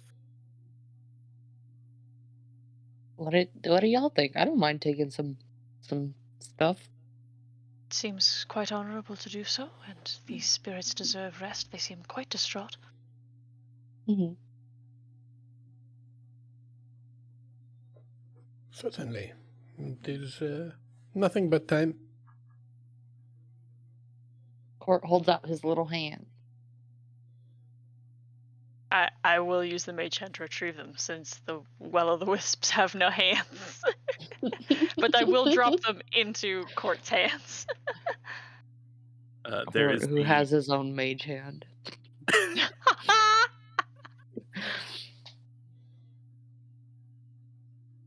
there is the wooden mouse figurine that squeaks whenever it is picked up. There is a glass figurine of an ant that is it's pretty big. It's about 8 inches long. Oh my god. Yep. Will you copy paste them into the chat? Yes, I will put them in Thank you. chat in just a moment.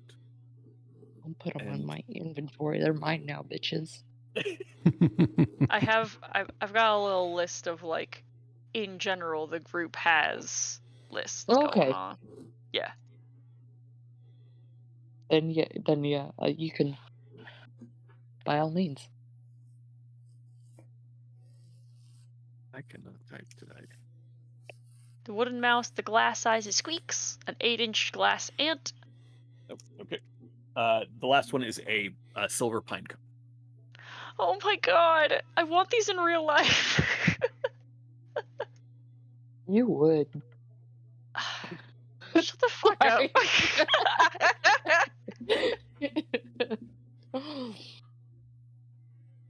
Very Riker core of you.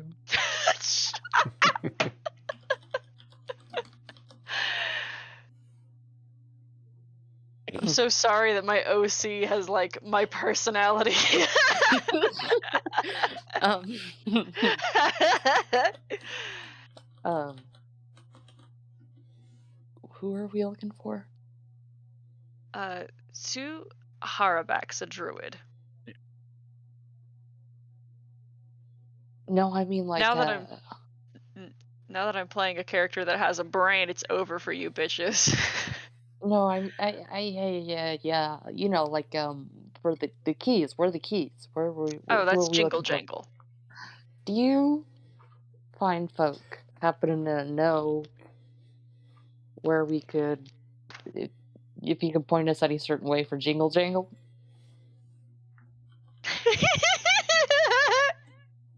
Um, Not I like the don't. Riverdale drug, but like What? I'm sorry, what? never mind. No. No, no, no, no, no, no, no, No, no, no, no, no, no, no. no, no. You don't get to just never mind that. The what? I'll get to it later, folks. Uh-huh.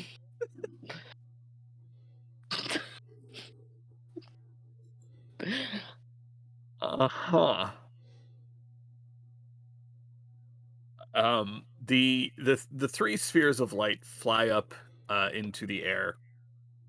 Uh, they for a moment look like they are caught up in the gush of water out of this well as they sort of float and flit and flitter around and then sink back down to you and um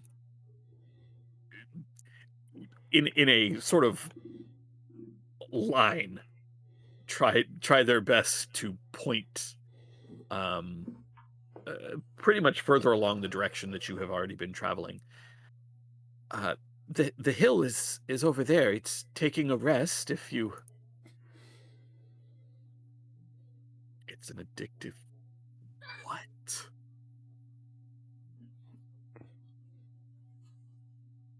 The sugar. Wow.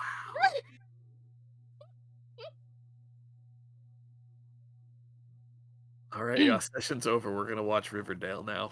Dad, I would love to Most of watch the teenage Riverdale with you. serpents use it. Who sold them to ghoulies?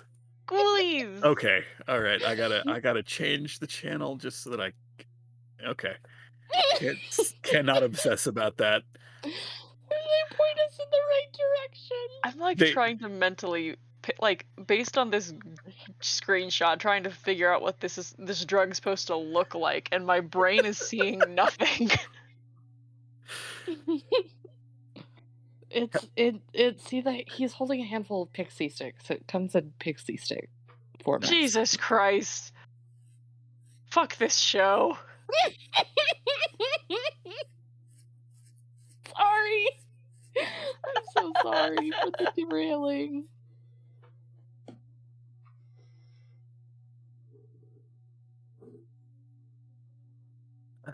But yeah, the hill is just over there. I think it's taking a rest for the night. While it's resting's a good time to sneak up on it, I suppose. Maybe not that exactly, but did we want to sneak up around? I don't know. Thank I you, by just the way. feel like finding a walking hill that is not hill walking is going to be easier. Well, it certainly seems like a good time. I guess the question is whether or not we feel we are in need of a rest.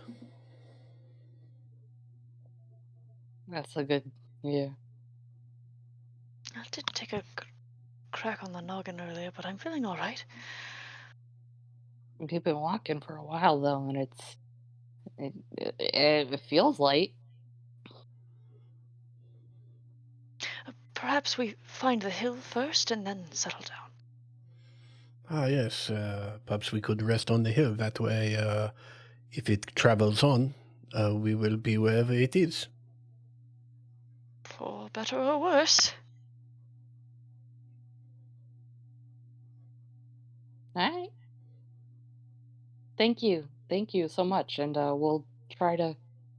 If you have a way to point us in the direction, any clues as to where we could put your keepsakes, let us know that as well. But thank you.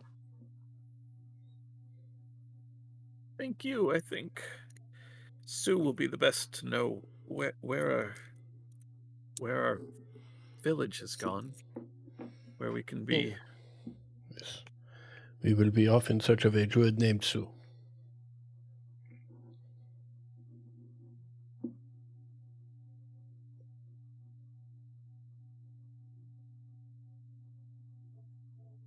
You set out back through the mud as the water level once around you begins to rise. And it is just making it up Arlen and Court, probably about knee level when the mists in front of you part sort of roll away from each other, and you find yourselves staring up at a significantly large hill covered in a plethora of weeping willow trees. The scent of sweet smelling fruit and um, damp, downy, silvery green moss blankets the sides of this hill. There is a path that does wind its way. It's not cobbled or anything. It's just sort of like a clear dirt path. And even though there is no breeze here, there's no wind, the dozen or so weeping willow trees that dot the side of Telemy Hill are swaying back and forth.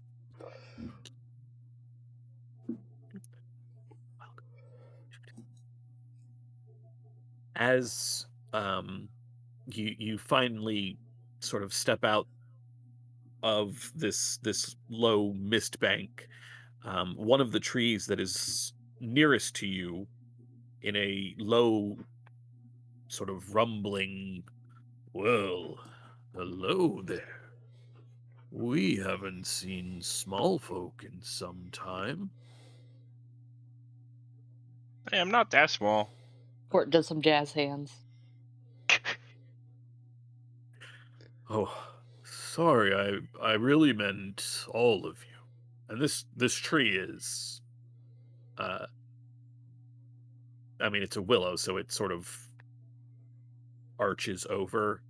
Were it to stand straight up, like even arched over at its highest point, it's probably 20-25 feet off the ground. These are enormous trees.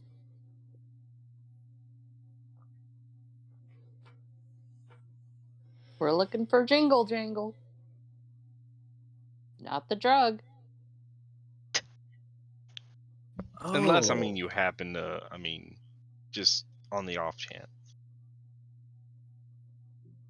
uh, well, we don't have any drugs, but It's funny, if the tree I know you usually has some.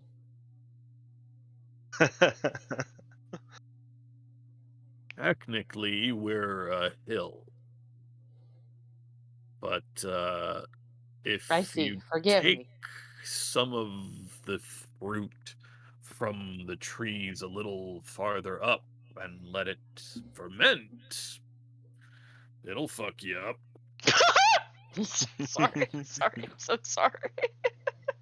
Good to know, thank you. You're here to see Jingle Jangle? Yes'm. Jingle Jangle really likes keys. Very friendly. Talk your ear off about keys. Gee, Uh, what do you'll you think of keys? not really sure what they're for, but they make nice sounds. Like jingle, jangle. Yeah, hence the name. Yes. If you're going up there, Jingle Jangle hasn't been out in a while. Could you make sure everything's okay? She was very upset the last time we saw her. That was days ago. Yeah, Has yeah. something happened? I don't know. We don't know. When we saw her, she was holding her head and very upset. We did not understand what she was saying. Is there any possibility that perhaps she has taken some of the fruit from your upper branches and fermented it? Maybe. Normally, she just eats it. Hmm. Mm. I think we could do that. I think we could check in on her. Yeah. Yes, absolutely. We will wait here then. We were thinking of heading, but we'll wait. And even though the visual of the hill, like, it hasn't moved the entire time that it was with you, but there is the sound suddenly of almost like a rock slide of a very, very heavy object suddenly settling in place. Mhm. Much obliged. They're for unlocking things, by the way.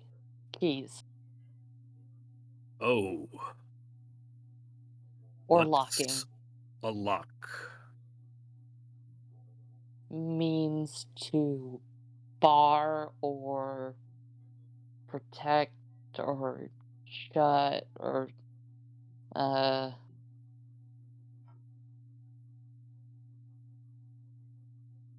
keep something Ooh. closed. Eh. And then he gestures with his hands to like open it, like opening and closing his hands like a book. You make the gesture, and the sort of echoing voice from these trees. These are trees, by the way, not treants. There are Right. no faces or anything. Um, there is just a very sort of awkward pause. We don't know what that is either. We are a very old hill. Mostly we like to wander. Mm. Quite brave. I can try to explain, but if you don't care, that's also okay. Maybe after you have checked on our friend. All right. All right. Woo. Hand springs away.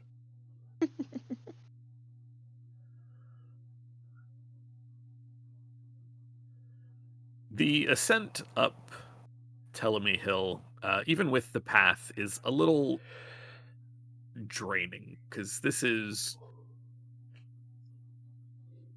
first off that you're talking about a very narrow trail. It's not really a path, and at points it gets fairly steep. And as Would you the cut, would you say it's especially draining if you're trying to handspring the whole way there? uh-oh, why did Craig fail to join? Why are you sending me rude messages, Craig? Craig, you're still here. Oh no, Craig.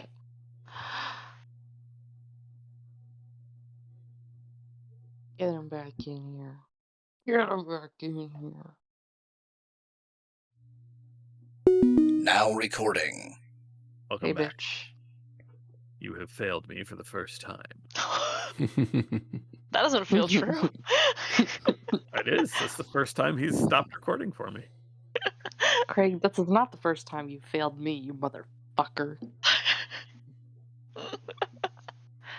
The ascent up Telemy Hill is yes, if you were trying to handspring uphill, it would be virtually impossible. That's Ah, dang it. I want to operate like a slinky, but I guess slinkies don't go uphill, do they? they really don't.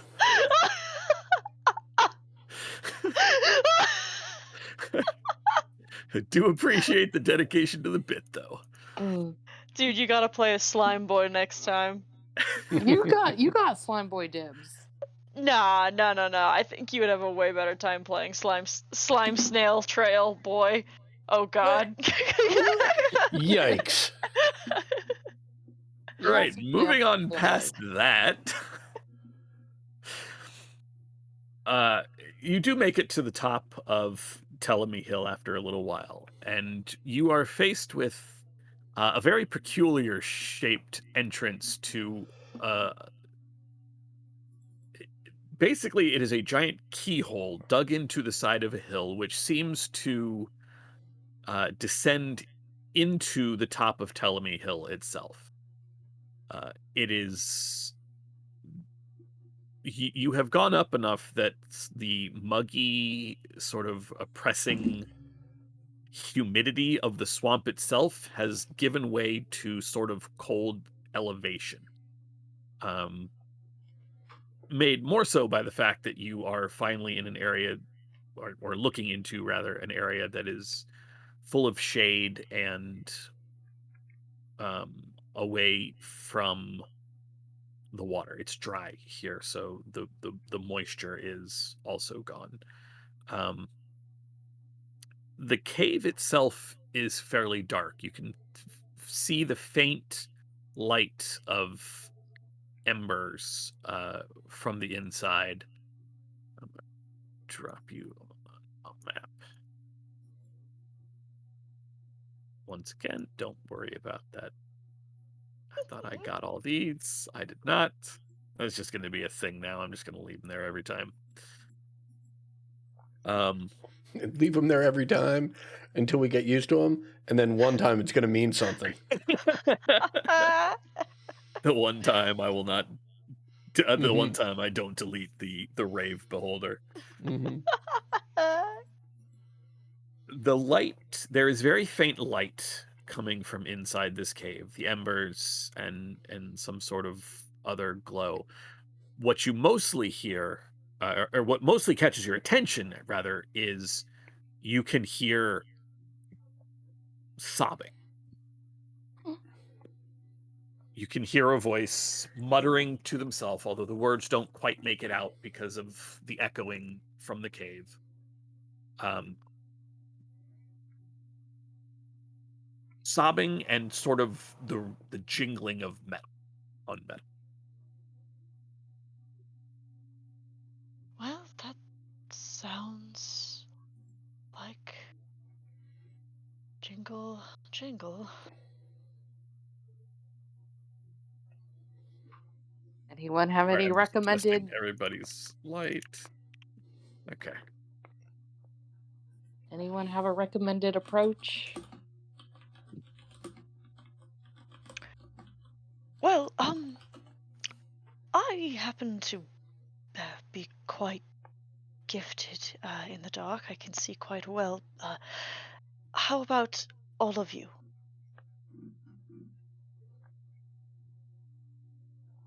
Good question. I can make some lights. Oh, yeah, I can make light for myself, for everyone. But I suppose that answers the question. Can your lights dance? I Tyler was like clicking his tongue and dancing, but Finger guns. Yeah. uh yeah. Yeah.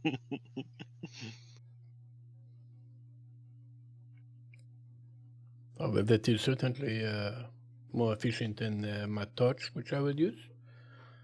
Either way, we should probably go. Sounds as if Jingle Jangle is mourning. I'll come following him.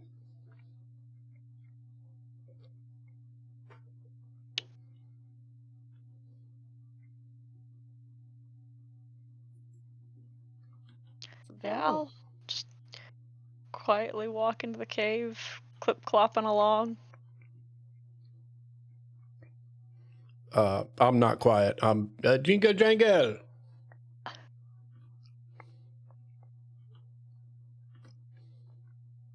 Hello?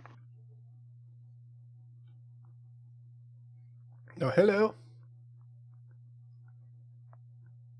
Arlen will cast dancing lights in the form of a vaguely humanoid shape that's just kind of like sliding and like moonwalking around. Nice. Okay. In my head, your dancing lights take the shape of MC Hammer with those pantaloons. So what you see as you are making your way through the cave to back to Jingle Jangle, that you do have the dying embers of a cook fire with a pot hanging on a sort of cast iron three-legged stand. The At the back of the cave, you find Jingle Jangle. She is uh, Jingle Jangle is a goblin wearing a coat covered in keys. Keys are stitched into the coat, and there is a very odd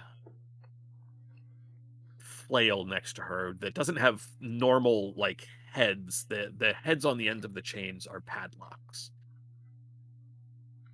which is immaterial because she has dropped it on the ground and is cowering away from one of what you all recognize, well, sort of recognize as more of the same brigands that you dealt with when you initially arrived here in Hither. But there's something odd about them. First off, there is very little light in here, and even in what little light is available from um, from your magics and from the campfire, these creatures have a very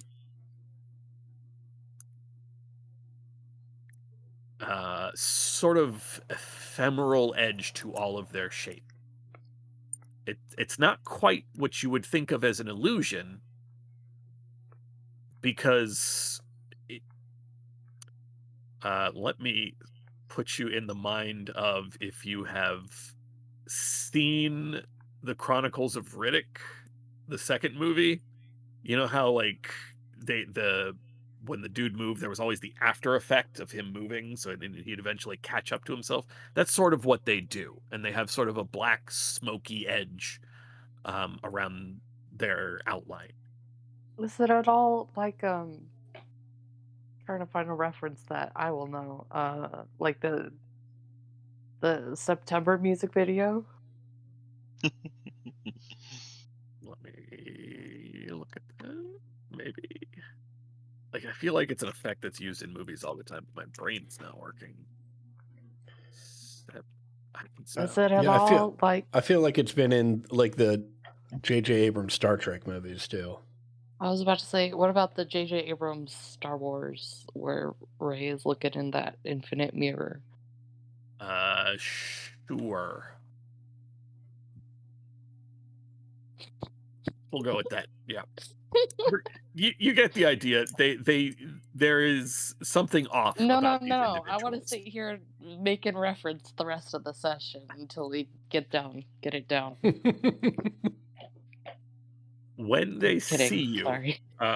Banner, when you come around that corner, the Mhm, one here mhm, turns to you and mhm, then vanishes. He just disappears in a puff of sort of black mist that swirls around. When you came mhm. around, he was sort of not lounging, lording over Jingle Jangle. Okay. Jingle Jangle was clearly terrified of this thing, and he just Mhm. turns, looks at you, and disappears in a puff of smoke. Just and he vanishes. I'm just gonna move this. Took Uh, Um, the one that Court and Arlen, the one here has not turned around, doesn't seem to notice you, and is just digging through all of there are keys in piles all over this place, like hundreds, if not thousands of keys just strewn about the floor. There are like shelves carved out into the cave walls covered in key rings, and he's just tossing them all aside, and every time one of the key rings clatters to the ground, you can hear Jingle Jangle just sort of whimpering every time it happens.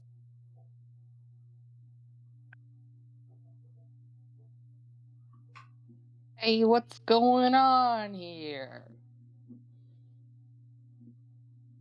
I did see this thing just slightly. I'm gonna go back this way and see if I see it. It's your passive perception. Well, or you can make a perception check. Okay.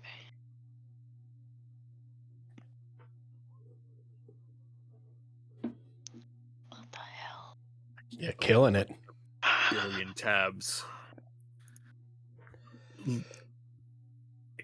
I don't know if you can actually see it back here, lurking I kind of behind did. lurking behind the pillar, hiding within the shadows of this cave. This creature is keeping an eye on you, whereas the other one, Court, you speak to it and it does not even answer you. Doesn't turn around, doesn't do anything, doesn't say anything. Can I would like to split my MC Hammer light guy into the 4 separate lights, each of them looking like a little like floating candle, and like spread them out, uh, each of them within 20 feet of another one, but try to just light up this cave a little bit. Um, They How each put much? off like 10-foot radius. But yeah, just like some interspersed light. There should be a new tool, Ted, that I think you can drop onto the lighting layer, I think, which is the little torch. It's in the toolbar on the left. That might make that easier. And I need to be on the lighting layer. I think I've had trouble with it before. Holy shit, that's where those come from. I've been copy pasting them from other from other maps. I have definitely done that too.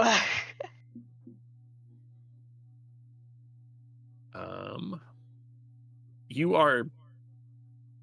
I'm pretty sure if I do, I will create, by the way, for you an actual thing so that you'll be able to spread them around, Tyler. But I'm pretty sure you can light up the majority of this cave in dim light. Oh fuck, which I meant to go with, but that's fine. That one. 1, 2, 3. Yeah. You said 4? Yeah. Yeah, 4. I hate roll 20. Just ignore it. I know where everything is. I'm good. I'm good. Just ignore me. Continue. You're the only one with low light vision. What? Anyway. I think Adam was doing something. Did Banner want to do something before I? Nope. Okay. Okay. As the light sort of washes over them, they turn to look at you. The sort of shadowy form of the Harengan drops away. I'm just going to delete these. God, I wish I could. And what you are left with is a pair of creatures that I can pop up the look of. These are small. They are about the size of Court or Arlen. A almost insectoid thing, but it's. Why are you over there and not up here where I put you?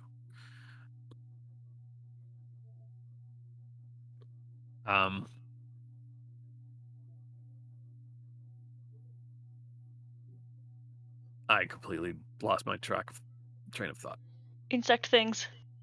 Yes, insectoid critters with claws. They sort of hiss at you, and it's not quite a spider mandible face, but it's not pleasant.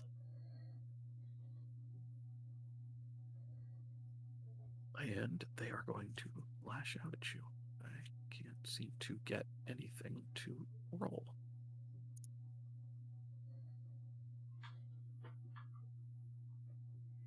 I even made a folder for this. Can't see anything, by the way. I can see the map from Tyler's computer, and the candles seem to have worked. But whenever a candle got placed for me, it slowly got darker and darker. All right, we're just solving this the easy way. Okay. Turning on daylight mode. I am turning on daylight mode. There's Yeah. enough dim light. So this is dim light. So if you do not have dark vision, they are still obscured. So you will have disadvantage on attack rolls and all that. I think that's it. Perception checks to find them, all that jazz. You'll probably still need to delete the candle tokens. Okay. I'm so sorry, Ted. Nope, that's not. Nope, this is. I deleted all those. Did that help? Can you see? Yes, I can see now. Okay. And they are lashing out. So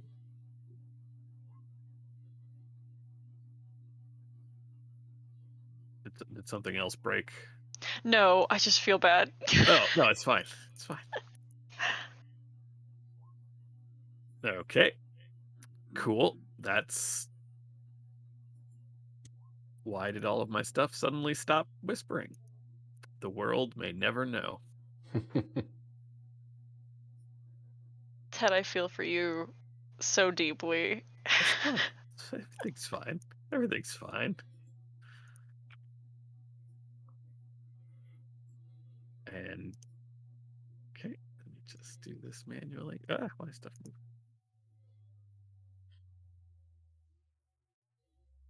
I think I'm actually going to use one of my inspirations to roll my initiative again. Okay. Jesus.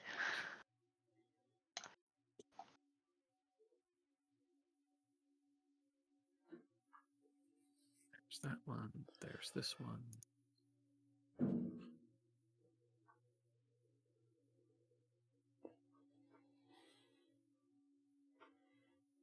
Man, I never realized how truly irritating it is to have like 10 things that you got to move around so that you can. Yeah.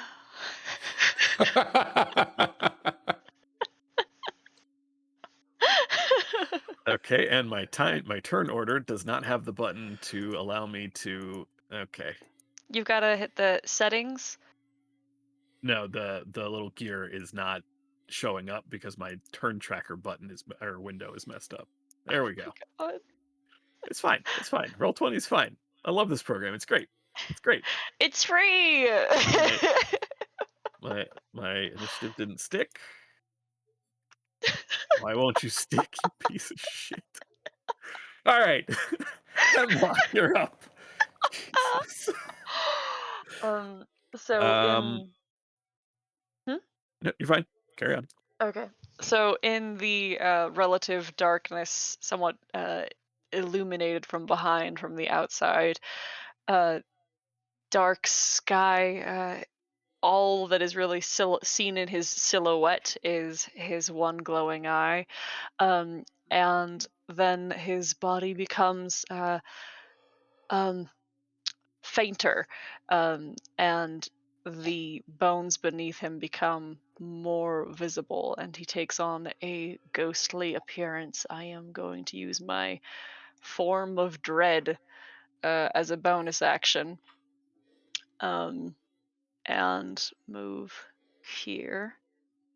And then um, draw my wand and fire a bolt of um, odd, bright blue, purple, and orange, like arcanic mist at this thing here. A 15 to hit. That hits.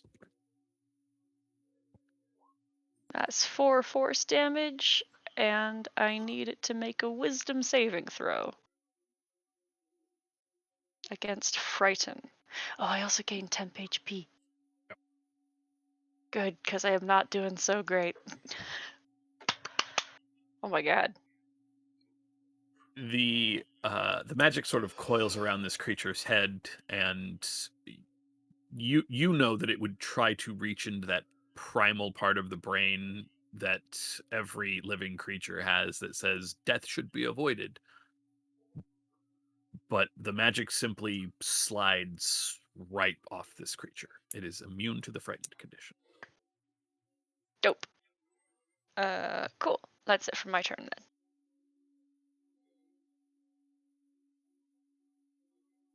Okay, ping. That's cool.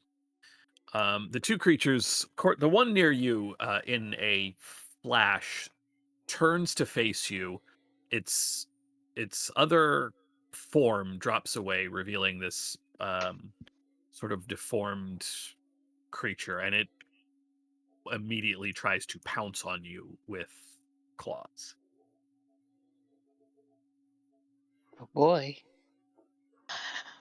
Yeah, this sheet. Does a Hmm. 17 hit? Yes, sir. That is 7 slashing damage, and I need you to make a Constitution saving throw. Okay. For a moment, your muscles begin to sort of seize up with sort of the existential dread of this thing, but you shake it off, and you are unaffected. No one Wahoo! will respond and lash out at you, Hemlock. 6 will miss. Distracted by the arcane energy that is already, I mean, it still hit, even if it wasn't afraid. It is not able to get you. So, Court, you are up. I think I will.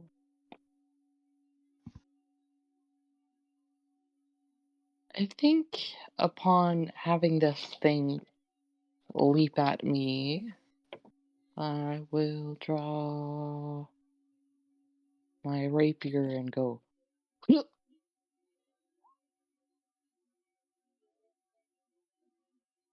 Just so you know, you can use the steady aim feature with melee attacks. That's not restricted to your crossbow, Oh, cool. Are you sure? but it Yes, does. I'm sure that is Okay. true. Yeah, Okay. yeah, yeah. It does prevent you from moving if you use the feature. So that's up to you. Mm-hmm. Mm-hmm. Mm-hmm. No, I'm good. Okay. 22 definitely hits. Um. Oh, I'm sorry. I need you to make a wisdom saving throw at the start of your turn. Okay. Uh, wisdom, you said? Correct. Okay, you are fine. The visage of this creature briefly looks like it's starting to shift and flicker, but you shake your head and you can see its ugly little insectoid face. See, can I use sneak attack since it's within 5 feet of me? You need an ally within 5 feet, Oh, or you okay. need advantage. That's why I was saying you could, if you're not planning Oh, on moving, another. I mean, you could okay. use your bonus action to aim, which gives you advantage, which allows you to sneak attack. Those are the two um, requirements. No, Residence, maybe? yeah, the prerequisites. That's the word I'm looking for getting your Yeah. sneak attack. So if you're not planning Um. on moving, you could have easily taken the steady aim bonus action to get your sneak Okay. attack. Sure. Let me roll again just to. Okay.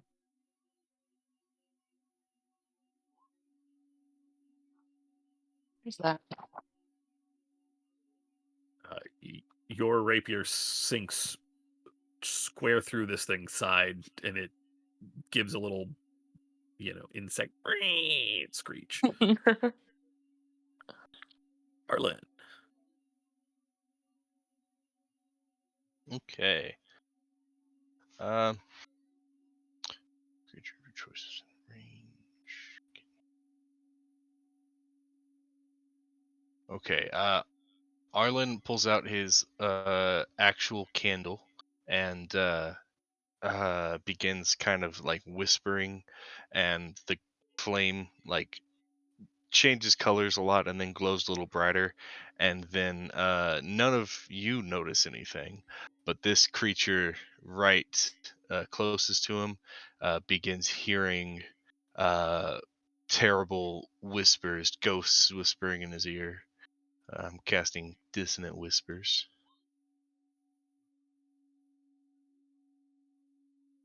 Saving throw. That's a nat one. Okay. Okay. So 12 psychic damage, and has to use its reaction if available to move as far as its speed allows directly away from me. Oh boy. If that means moving outside and sunlight's dangerous to him, then he doesn't go outside because it doesn't move into like dangerous stuff. But yeah. He does. What is his speed?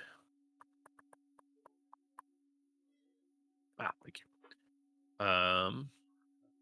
He's a couple marks off. It is very clear that the sunlight is uncomfortable. It runs out of the cave entrance and onto Ptolemy Hill. The sort of dim twilight of the uh of the location that you are in, of Hither itself. Um it's clear that even that is slightly uncomfortable, but it doesn't actually like burn him. It doesn't seem to do any damage or anything Mhm. like that.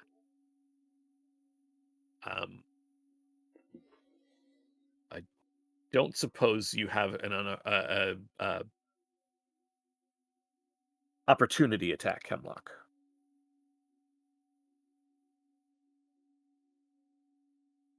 because he did leave your threatened area. I think you're muted. I have a knife, but I don't think this is what I would like to do. Okay, fair enough. Hemlock definitely strikes me as an individual that, as the enemy's running away, would definitely be like, "Olay!" Like, by all means, just get out. And then as my bonus action, I would like to roll again on my table of Stories. Tales from Beyond, because the one that I have stowed away is not super useful right now, or hasn't been so far. Oh, that's the wrong die. Okay. D6. It's a 5. Tale of the Avenger. Okay. It takes my action to give that to someone, so I will hang on to it for now. Banner. Okay, just so I'm clear, I know there's dim light here, but if I can see it on the map, I can see it. Is that accurate?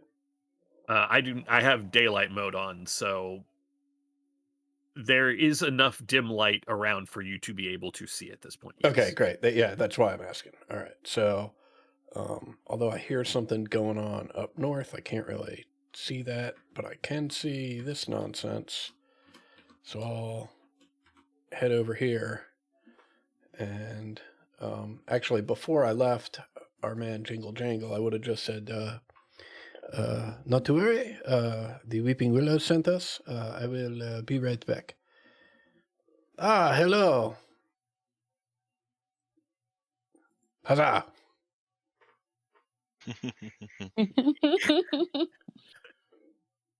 Your fist clatters into its somewhat chitinous exterior, and it does not seem phased by the attack. I will action surge to do it again.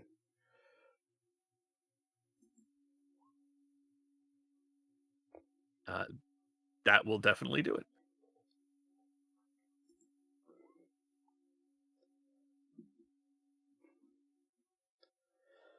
And I will use my bonus action to try and grapple it. Okay.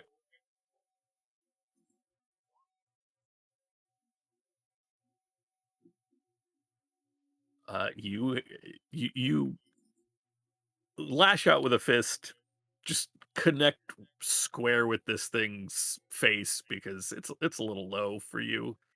So that's a pretty easy target to punch down, and then immediately just palm its face. You have it Come grappled. here. Come here, little bug owl.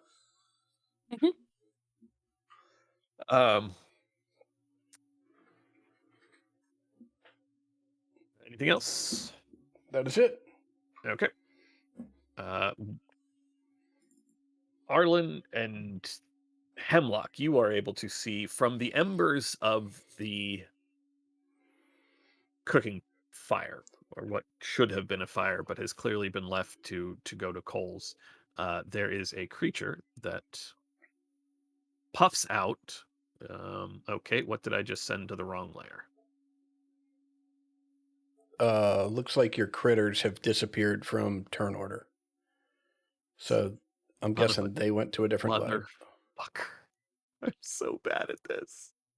Why? What layer did I send you to?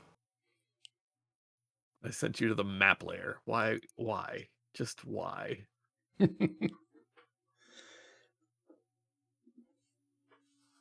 how the hell did you do this multiple nights a week? I can barely handle one. You're doing great, King. Swirling up out of Woo! the dying ember of the fires is a little winged creature that immediately locks in on you, Arlen, and um, I find the right sheet. There we go. Bellows out um, a a cone of ash at you, and I need you to make a dexterity saving throw, please.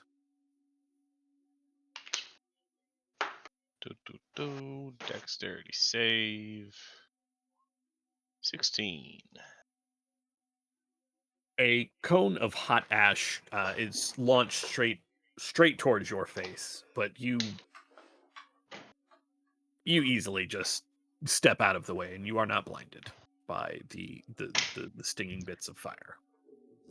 The creature sort of laughs, a horrible sounding laugh, says something in some language, and backs away.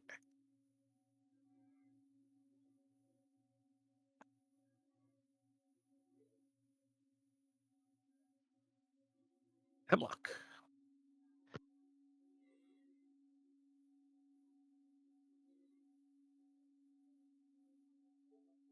I think you're muted because I saw a ping. Ha! It dove down this way, didn't it? Yeah, it went down the passageway towards the back room where Jingle Jangle was. Yeah. Okay. Hemlock is going to walk, but like float, very quickly, drifting in a weird haze into the cave after it, so he can now see it. And then,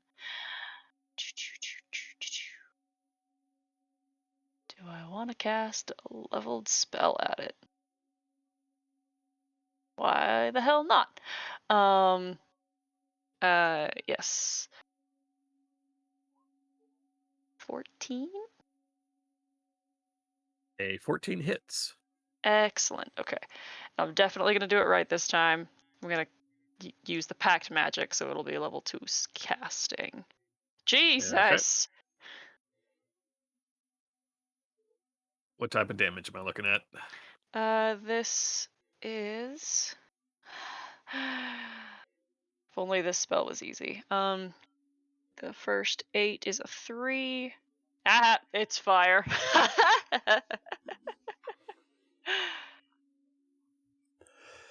Fire damage? Yeah. The bolt strikes this creature square in the face, and when the embers clear, it appears completely unharmed. Yeah. That's fun. That's my turn. The creature that you have grabbed by the face, Banner, is going to try to rake its claws across your arm. Mm-hmm.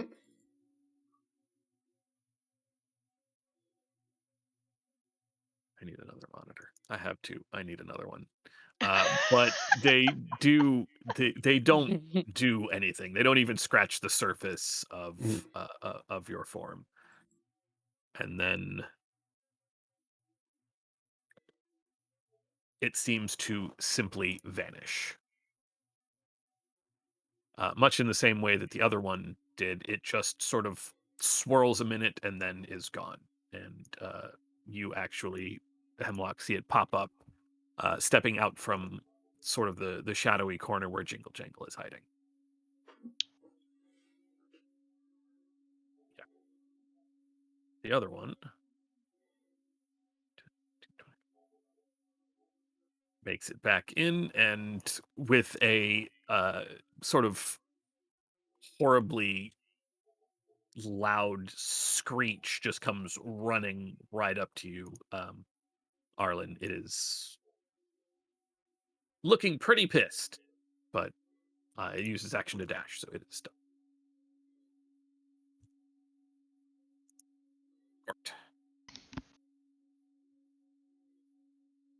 Well,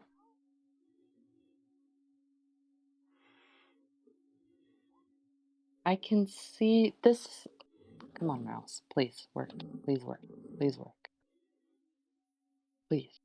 I'm begging. Okay. Sorry. Back in action. I can see these ones, right?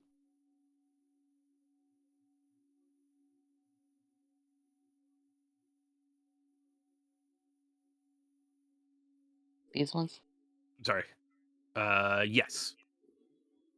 There Um, is a glowing orb somewhere around here that is giving off dim light. okay. I'm just gonna. I gotta shift my brain out of barbarian mode for a second. I just want to run up and hit him. Yeah, it's a hard shift to make.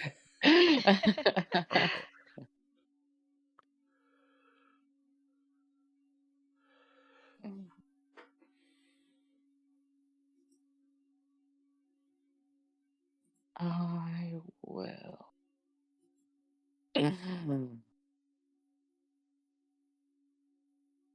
will.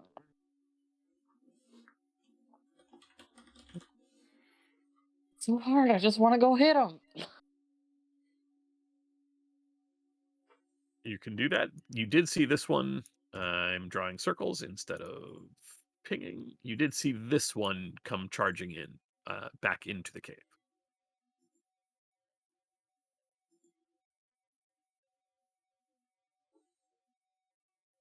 Uh,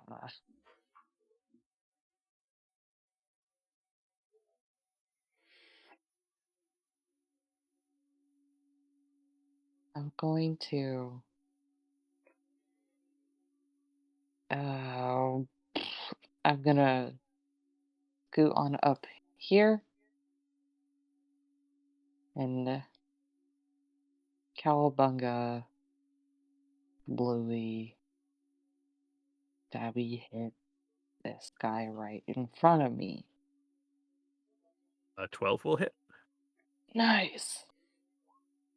for 5 piercing. And then,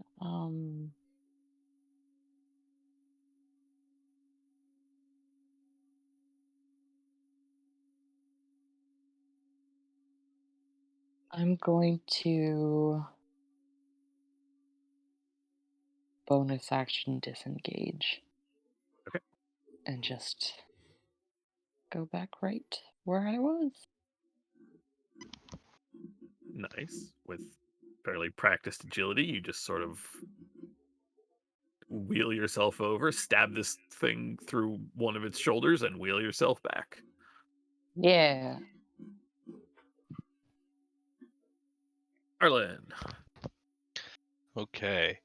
For my action, Arlen begins to just under his breath recount a story of uh, a vengeful spirit who was a bodyguard to a lord that was like framed, and then this spirit like forms in the flames and then takes on an ethereal form and just kind of like floats around Arlen.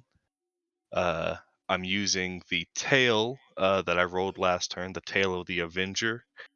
For the next minute, any creature that hits me with a melee attack will take a d6 force damage Okay. when they do that.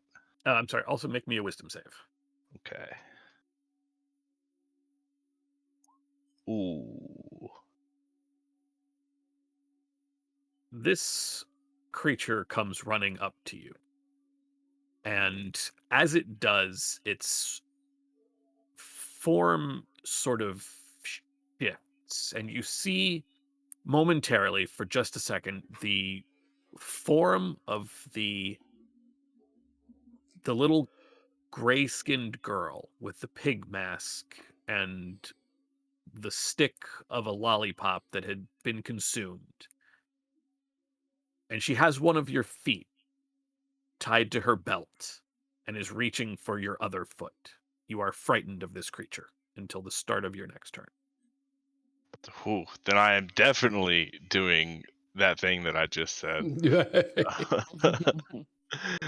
Oh boy. And let's see. Bonus actions. Nothing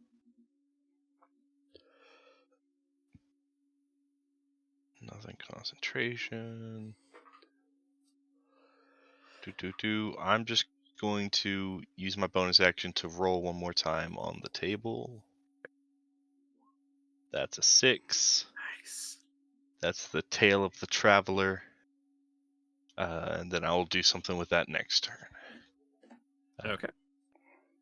I think I am going to move away from this thing and kind of like run towards my friends. Okay. It is going to claw towards- at you as an opportunity attack. Please hit me. Ooh. It did. It did real Yep. good. It'll take 4 force damage. You take 10 points of slashing damage, and I need you to make a Constitution saving throw. Oh boy.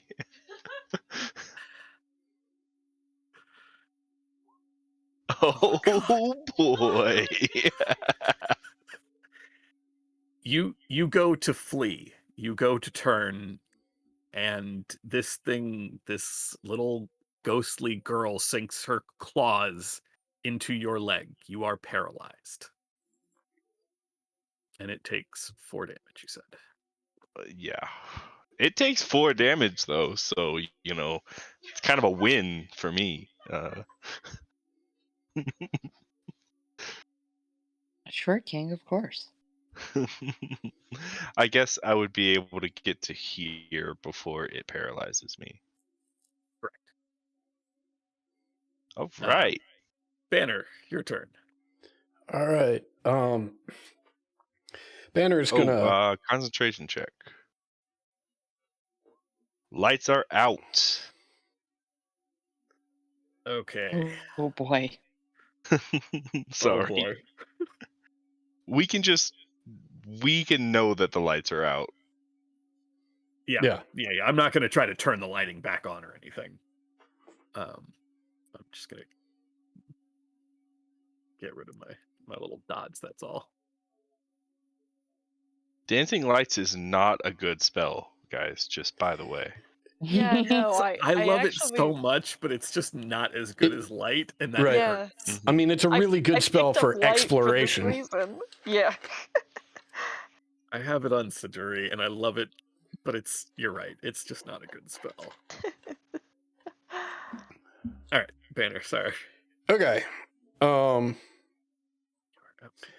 Banner looked down at his hand incredulously because he was about ready to pound this bug-looking creature that he was palming. And then just as he realizes it's gone, the lights go out. He thought he saw out of the corner of his eye Hemlock run the other way. He heard some shit going on up in that area. The question I've got for you, Ted, is I'm guessing that whatever light was in here before the dancing lights is out, so we're just in darkness at this point? There is light being put off by the coals of the fireplace. There's okay, so there's a little light there, right? Yeah, and there's a little I'm bit also of glow from this area, and then from the outside. Yes, right. I'm guessing I can see light out here. So basically, I'm going to run in this direction so I can see the light that's out there, and then move up here. And assuming that actually. And you would know he's there because when he came running in, the light was still on. Okay. As I'm running up, as a bonus action, I am going to yell out to Arlen. Arlen, steel yourself. It is the battle is not yet lost, and you have much more to contribute. And Arlen can roll 2 of their hit dice and add their. Mhm. Can I use a reaction if I'm paralyzed? Oh, that's a real good question. I don't believe you can. Paralyzation incapacitates you, and incapacitated people Right. can't use a reaction. Well, Yeah. I would not know that you were paralyzed, much less any of that, so I'm still doing it. That's nice. Oh, and then I'll try and hit Dum Dum here. Okay. Thanks for the attempt. I was Yeah. really excited for a second, Yeah. but I just used incapacitation earlier, so I was Right. like, that does that thing. Is it the 17 or the 11? Well, it's dim light, so I assume it's disadvantage.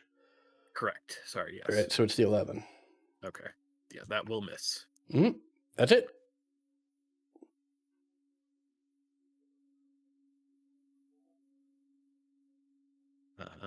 This creature. Where's my die roller? Seeing the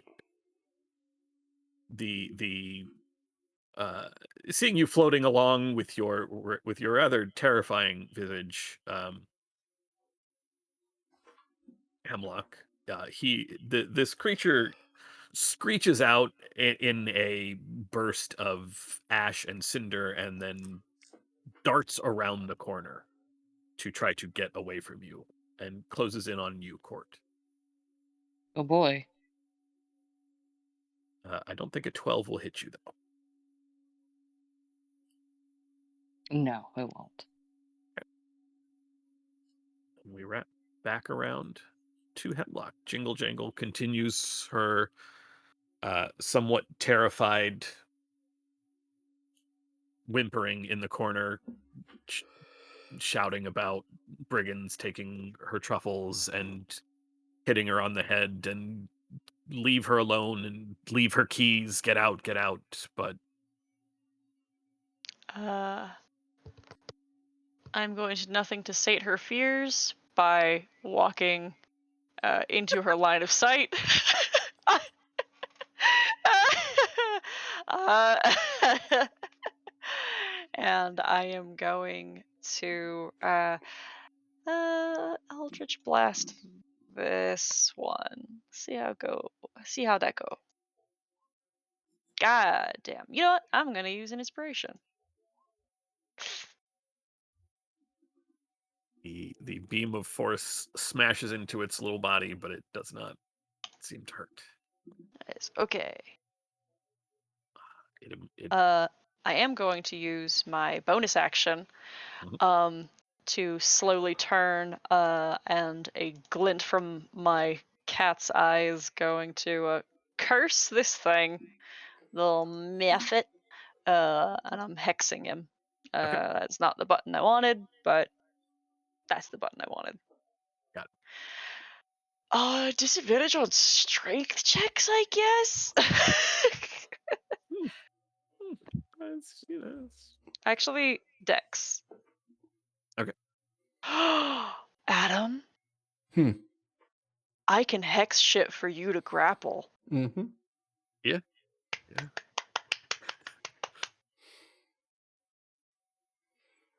Good Alright. times. Yeah.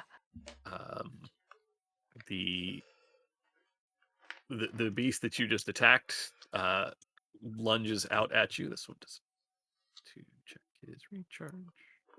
Okay.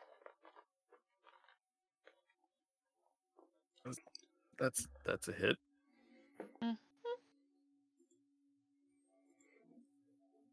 for 7 slashing damage, and you will need to make a Constitution saving throw. Okay. Is this against poison? It is not. Okay. All right. I am actually gonna. I don't want to lose concentration, so I'm gonna try that again.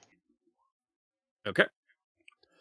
For a moment, this creature sort of its appearance starts to shift to the bald bearded man who was slowly stalking you through the carnival, but you shake it off and look back and just see the ugly insect face staring at you, little mandibles going. Awful. The other one is going to turn and attack Banner. I don't believe an 11 will hit you. An So 11 will not hit me. its claws scramble against your metal frame, and that is it. Court. Mm-hmm. 1 second. I'm still glancing at these. Quick. I do need you to make a wisdom saving throw, please, at the start of your turn. Sure. Sure.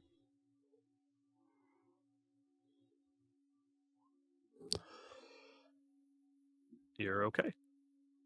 Cool. Oh, no, I didn't. I'm sorry. That's the wrong thing you're next to. You're fine anyway. Carry on. All right. And the lighting's still dim. Correct. Okay.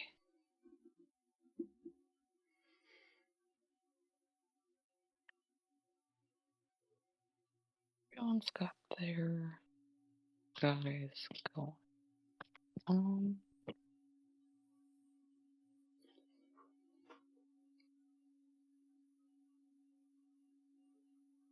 I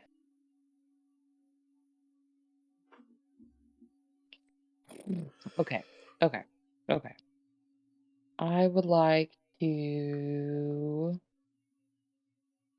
reach forward, reach into my pouch, and toss some glittery, multicolored confetti on this chap in front of me. And oh shit, hang on. And attempt to cast sleep. Okay. Roll 5d8. All right.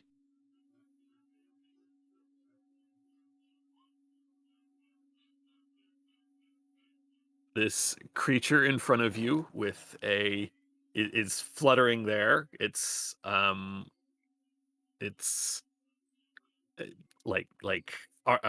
veins of ash and cinder uh coursing through its somewhat misty, smoky body, and its wing beats start to slow, and its arms get heavy, and it just starts to sink to the ground, and then it curls up, wraps his little wingies around himself, and falls asleep. Oh, kind of cute. Ooh. And then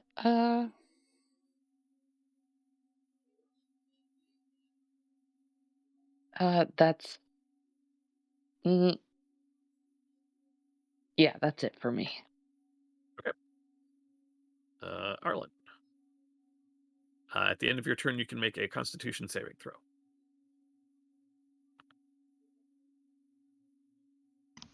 All right, let's see what this +1 can do. Not much. Banner.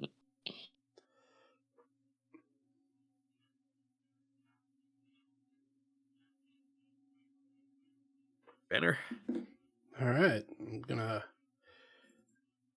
take a swing at Mr. Insect Face over here. Okay. That will hit. And I will use my bonus action to try and grab hold of him. Oof. He is reeling from your punch, but he does manage to slip out of your grasp. Um,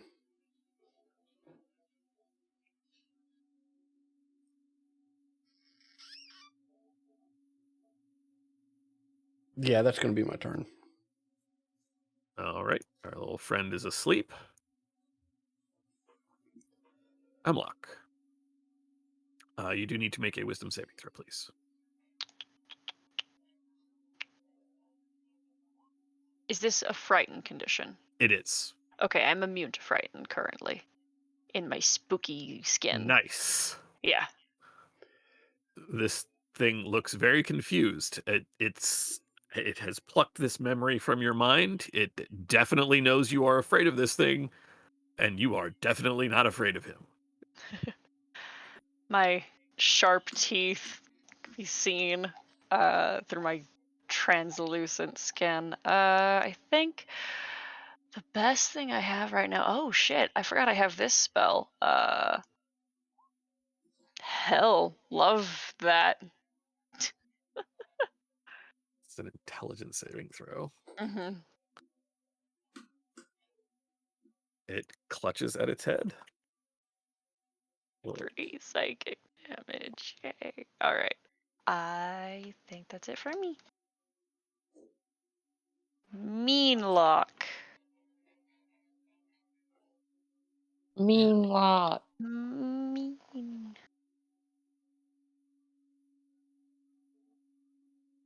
This dude is gonna try to claw at you. He knows that you are dangerous, and he is looking real rough. He scrabbles at you, but his mind is just not functioning. There's like tears in my clothes, but claws just kind of pass through my skin.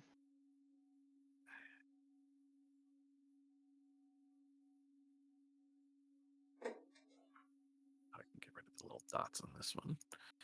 The other one, actually, 1, 2, 3, 4, 6 just needs to have shadow. Doesn't need to see it.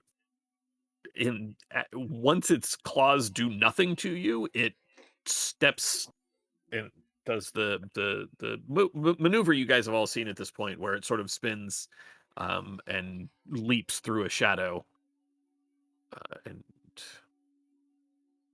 that's its bonus action, and then it will run out. These things are trying very hard to survive. Does that thing have to run past me to get out? It does, yes. I was about to say you have a chance at an opportunity attack. Yeah, I'll absolutely take a swing at it. Oof. Oh, My dice have been rough Yeah. this session. Yeah, take one of mine. Woohoo! that will still miss, I am afraid. No! The other one tries to take a swipe at you, Banner. Mhm. This one has some fight in him still. Yeah. Ooh, that is 10 slashing damage, and I need you to make a Constitution saving throw. Okay.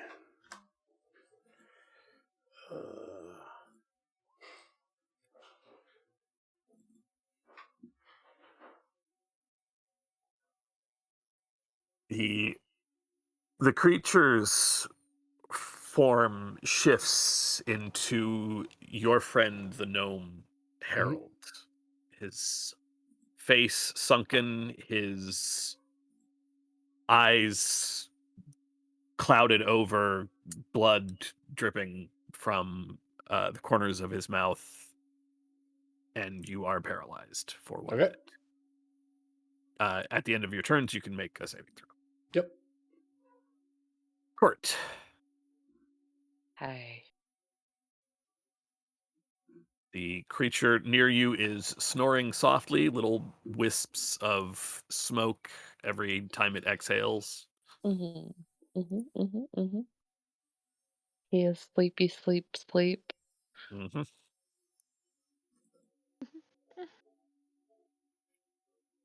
Hang on, I'm still.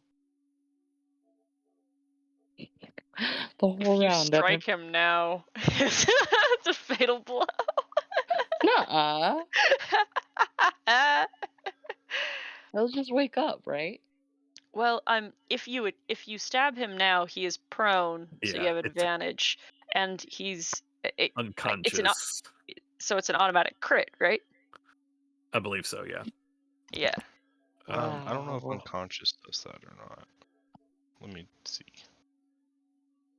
I could be wrong about that, but like you have I a could pretty also. good you have pretty good Yeah, odds yeah. against If he's with the unconscious, stabbing then if here. you hit, you have advantage, and since you're within 5 feet, it's a crit if you hit.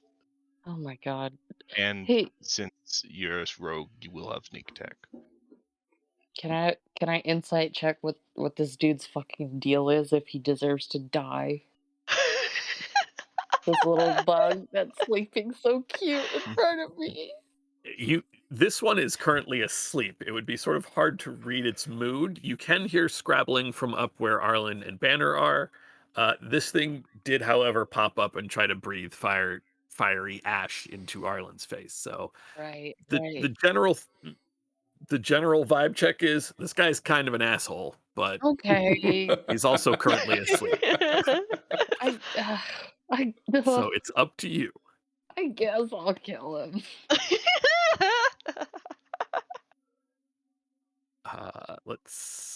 That's go ahead and roll the damage and your sneak attack twice. Double sneak attack? Yeah, okay. Yeah, and Technically, you would there's roll another your D8 weapon. on there Yeah, there's too. be another Yeah. D8 on there, but Yeah. he's Oh my already god. dead from the first stab. Uh, Um, with a with a loud screech in its sleep, this creature explodes into a cloud of mist. And there Oh is my actually god. like a fairly large cloud of smoke and ash, and it is very kind of choking and difficult to breathe where you are. Oh my god. I've become a killer. From clown to killer clown. I'm a murder clown now. I'm off to go antagonize some YouTube influencers by. That's what they deserve. That is the cloud of smoke, not the creature's body. The creature's body Oh actually my god. completely vanishes. That is just the cloud of smoke. Do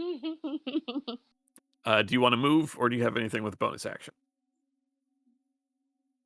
uh I use my bonus action? Nope. As far as I'm aware, you have taken your action to coup de grace this creature. Jesus. Um I'll I haven't used any movement, right? Correct. I don't even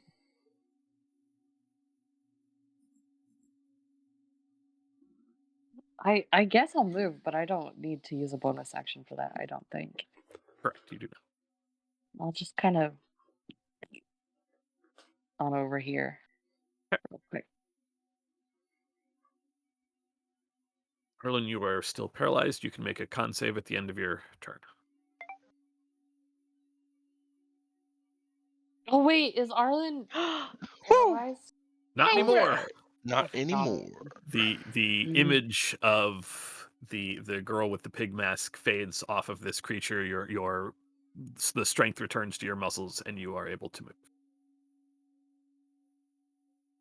Banner, you are also paralyzed. At the end of your turn, you can make a Constitution saving throw. mhm. Similarly, the image of Harold fades from this creature, leaving nothing but the beady insectoid eyes, and you are no longer paralyzed. Smoke method is gone. Hemlock. Ooh, I think I'm gonna go not the way that smoke is. 1, 2. And is this guy still in visual range, or is he gone? You can see him. He is barely out the door. He's actually another 5 feet away, but that's it. That's okay. Eldritch Blast got a wicked range. That'll catch him. He got. Crack. Ouch. Cracking.